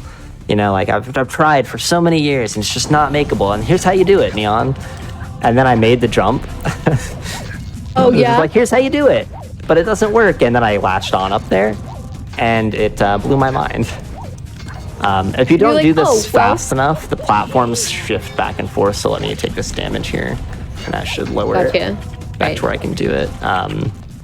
But it was just really funny, that storyline. Like, there's a clip of it. I'm like, I think I get up and I walk out of my room because I had You're tried. like, oh my gosh, you can do it. I tried the trick for so many years and couldn't ever get it. And then I think it was just I was waiting too long because you have to get there quick enough, otherwise it will not work. Oh. And I think when I would practice it back in the day, like when I would try to find it, I would just sit here in the level for hours trying to do it. And obviously the platform changes based on how long you've been in the level. So of course it's not going to work unless you get here right at the beginning. There you go. And that's just really cool. I like that story. I love that. Those are my favorite types of stories in speedrunning, is when you're like, oh, hey, it'd be cool if I could just do that. Oh. Yeah, these like magic discoveries. This is sick. I love it. Okay. All right, I'm going to put dive on. And then we're going to go to temporary truce. And now that I have dive and we go into this level, I'm going to mash dive. And as you've seen earlier, there's a little bit of time for input here. And if I use dive, I actually skip past the trigger to jump into the level proper. So rather than be locked into the Carmelita section where we get to shoot, we actually get to run around this level. Oh my gosh. You can interact with everything. Like, this has the circle collision on it. All this stuff is run. None of the slugs spawn, but all this stuff has collision that you can see back here. This is like a really tricksy jump, so I'm gonna not get it first try. But I'm gonna try to get this because there's some really cool stuff up here. I was gonna say, But this is like one of my favorite things to show off to people, is because like you know when you're a kid, right? What's the one thing you want to do in the auto scroller sections? You want to go in there and explore the level. Yeah, At least that was else. for me. I wanted to run around and explore this level. Oops. Yeah. And the fact that I can run around it, you know what I mean? Like, by using dive, you can skip the cutscene, you can run around here, and you get to play Sly, you know? Yes. Get to do these things. That part happens, you know? Then you can break this glass where the owls come through. And it's just so cool and so unique to me that you get to do this. And like even these things up here where Carmelita normally shoots these, you can actually interact with them and break them yourself with your cane. Oh, that's cool. Yeah. Oh my gosh. Oops, let me get that. I love that. They're like, oh, they respond to damage still. Yeah, exactly. The only thing that actually isn't here that you can't interact with, unfortunately, is the end trigger for the level. It's non-existent, or at least I have been unable to find it, and I don't think anyone like in the glitch hunting community has been able to find it either, like that part of it. But yeah, normally this is where like the end of the level trigger would be at, but unfortunately it's just not here. It's just not active. But theoretically speaking, if you could enter that, it would be faster for the categories that have fast to dive through the cutscene and then fast run through the level. It would save like a couple seconds and it would look really sweet for the speedruns. But then here, this is the thing I was mentioning to you earlier that was like left in that makes no sense. There's just this giant bowl back here of like where his volcano base is. This is where like technically Sinking Peril would be taking place in, you know, if we're like talking about real world stuff, like how you have one city to the next city, this is how it would work in real life. This is where Sinking Peril would be, but it's just up here invisible collision for some reason. And then the clockwork, the giant clockwork thing is up here. Do you think maybe there's a chance they wanted it to be one bigger level or something? It's possible that their initial like idea was to, after the rail shooter section, you immediately take control over Sly without a level transition, and it might have just not been possible in 2002 to do something that cool. That would have been cool. I think there's a chance. I think that definitely is like. But yeah, that's a cool idea, because here's the clockwork thing that you climb at the end in Sinking Peril. This is the tower that you're climbing. It's like half of the texture. So, or half of the model, which is really cool. But then it's just this giant empty space that's like just giant visible wall collision of nothing, and like, there you go. Yeah. But then like there's all this mountain and stuff you can run around. I guess a little bit of a fun fact: this lava, as you hear, it has the water sound effect. All of the lava in the game is just retextured water. Water. And it inflicts a different type of damage and inflicts fire-based damage to you instead of the water animation, but it's just coded the same as water. It's kind of like the spikes in OT, how they're coded the same as lava. Like the Goron tunic will make you immune to them. It's kind of the same thing. We're like, it's just water, but it's textured differently. Yeah, exactly. That's so funny. This stuff, if you had the waterfall page, you would actually be able to land in this lava and not take damage. But the areas where the lava is coated properly, the fire damage will still damage you. But this lava, you could just sit here and infinitely chill into it. This is a temporary truce. I love it. Spicy water. I love Yeah, and then the little like level captions still down here. Like you got the little black bars because the level never like properly transitioned. But this is like Sly's like probably like its most when it's its most fun is when you just completely break a level and then I'm out of bounds zoomed in, and it makes for really good thumbnails. By the way, absolutely. Out of bounds stuff makes for great thumbnails. Because then you're like, where are we? Exactly, you get to play like Where's Waldo? Yeah. Where's Sly at? I understand. That's awesome. I love it. There's so much out of bounds here to show off. Is that the last thing? Yeah, so I mean, there's like probably like one or two other things I could go touch on, but it's just like a glitch here and there. But like, this is like the last big, really fun thing. It's not just like a trick. For sure. But I always like to end on this. I haven't shown this off in a very long time, actually. Yeah, this is why I like to do the show, because it gives runners the opportunity to show off these cool things that they don't usually get to see here. Like, you wouldn't see it like your mainline run. Yeah, exactly. At SGDQ. Like, let's show off more. There's more to see here. There's more to talk about. Like, I don't have time to explain everything. So, yeah. All right. So let's we'll kind of have it here as we wrap up, and I want to know, and I'm sure everybody else would like to know at this point, like where we can find you, what you're working on, what you're doing, where to follow you, etc. Yeah, so for me specifically, my tag down below is Zenthro. It's that everywhere. It's on YouTube, Twitter. I have a TikTok account. I don't use it. I should probably start doing that because the time trials are so short. I think like doing time trials for TikToks would be kind of fun. Yeah, that'd be cool. But then, yeah, I just have to do that. So that's kind of that's where you can find me at. Currently, what I've been doing, I'm honestly, I'm not entirely sure if I'm gonna come back and speedrun Sly right now. Come back to the grind. 7 years it's taken its toll. But what I have been doing a lot of is a new game came out called Crash Team Rumble, and it's like kind of like a MOBA platformer. And it's a lot of fun, a lot more fun than you would think. And I've been playing that a lot. Cool. But like not like casually, not speedrunning. No, so it's kind of like Pokemon Unite, I guess, is the closest game that I can explain to. It's kind of like that. Sure. Yeah. And I've been doing that. Speedrunning related though, I have been thinking about either coming back to Sly 1 or doing like some of the other Sly games. Because it's just been a while. I haven't ran them in years. So, you know. Exactly. Sweet. Okay, there you go. So if you want to check out some Crash, was it something Rumble? Crash Team Rumble. Oh, Team Rumble. Okay, cool. Okay. That's what I thought. But, yeah. Crash Team Rumble or just Sly stuff. Go, please follow Zenthro. Give him some love. Thank you so much for coming on the show this evening. Thank you for having me.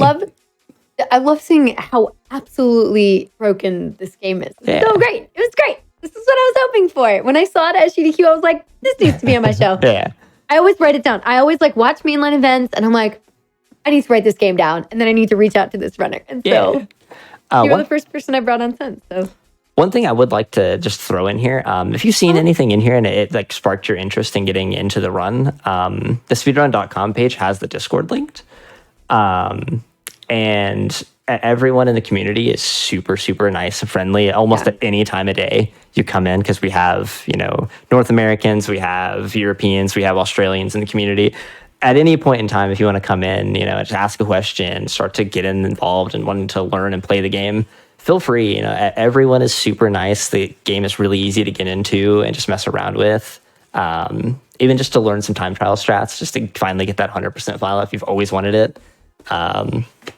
Like that was fun, getting my first 100% file after learning how to speedrun, because I never 100% this game. I speedran it before I 100% it.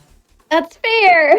And then it made the 100% so much better. Yeah, exactly. Yep. Plus, you can always go back and watch this episode on our YouTube channel, and that too, and then you can take all those strats and things that Zen was kind of breaking down for you and be like, oh yeah, this one, that's right. Then I'm saying that this one is easy to like pick up. Let me try it. Like there's descriptions in there for how to do it. So like easy references, which is awesome. Yeah. But yeah, I would also agree. Any Sly runner I've ever seen or heard of or, et cetera, has been really, really nice. So definitely recommend that community if you are interested in trying to pick up a speedrun. Thank you. I think that would be a great idea. That means a lot to hear. Yeah, I mean, it's just true. That's seriously, like the people that I've known that have speedrun the Sly games are really nice people. So I think it's like it's definitely one that I would suggest. And like, if I wanted to learn a new speedrun that had more glitches than I typically do, this would probably be one of my top contenders for games that I would want to pick up. Actually. Anyway, I'm going to let you go. I know it's getting late. We are the later show here on GDQ Hotfix, but thank you all so much for joining us. Thank you once again to Senthro for being a part of the show, for coming on and doing all this and showing all this off for us. I feel like I just get to hang out during these shows, which is it's great. It's great for me. It's so much fun. Yeah. If y'all do want to check out some more GDQ Hotfix, again, you can go to our YouTube channel, or if you're watching from YouTube, hey, thank you so much. You're great. Leave a like. You know all of the things. You watch YouTube. You know what to do. Also, tomorrow we have a Borderlands showcase on Aimbot starting at 7 p.m. Eastern. That's going to be really cool. Borderlands That'll be fun, yeah. There's a lot of broken series. stuff in Borderlands games. Yeah. Oh, wait. I should have that on the show, too. Yeah. There you I'll go. write that down. And if you missed our Juneteenth celebration, or if you still have GDQ VODs that you want to catch up on, you know where to go to watch those, the YouTube channel. Yeah. And then I'm super excited for Flame Fatales coming up. So there's all the things you need to know. And we will see you 2 Mondays from now for the next show. But take care, everybody. Thank you so much. Thank you again, Sen. And we'll see you next time. Good night, everyone. Bye. Bye.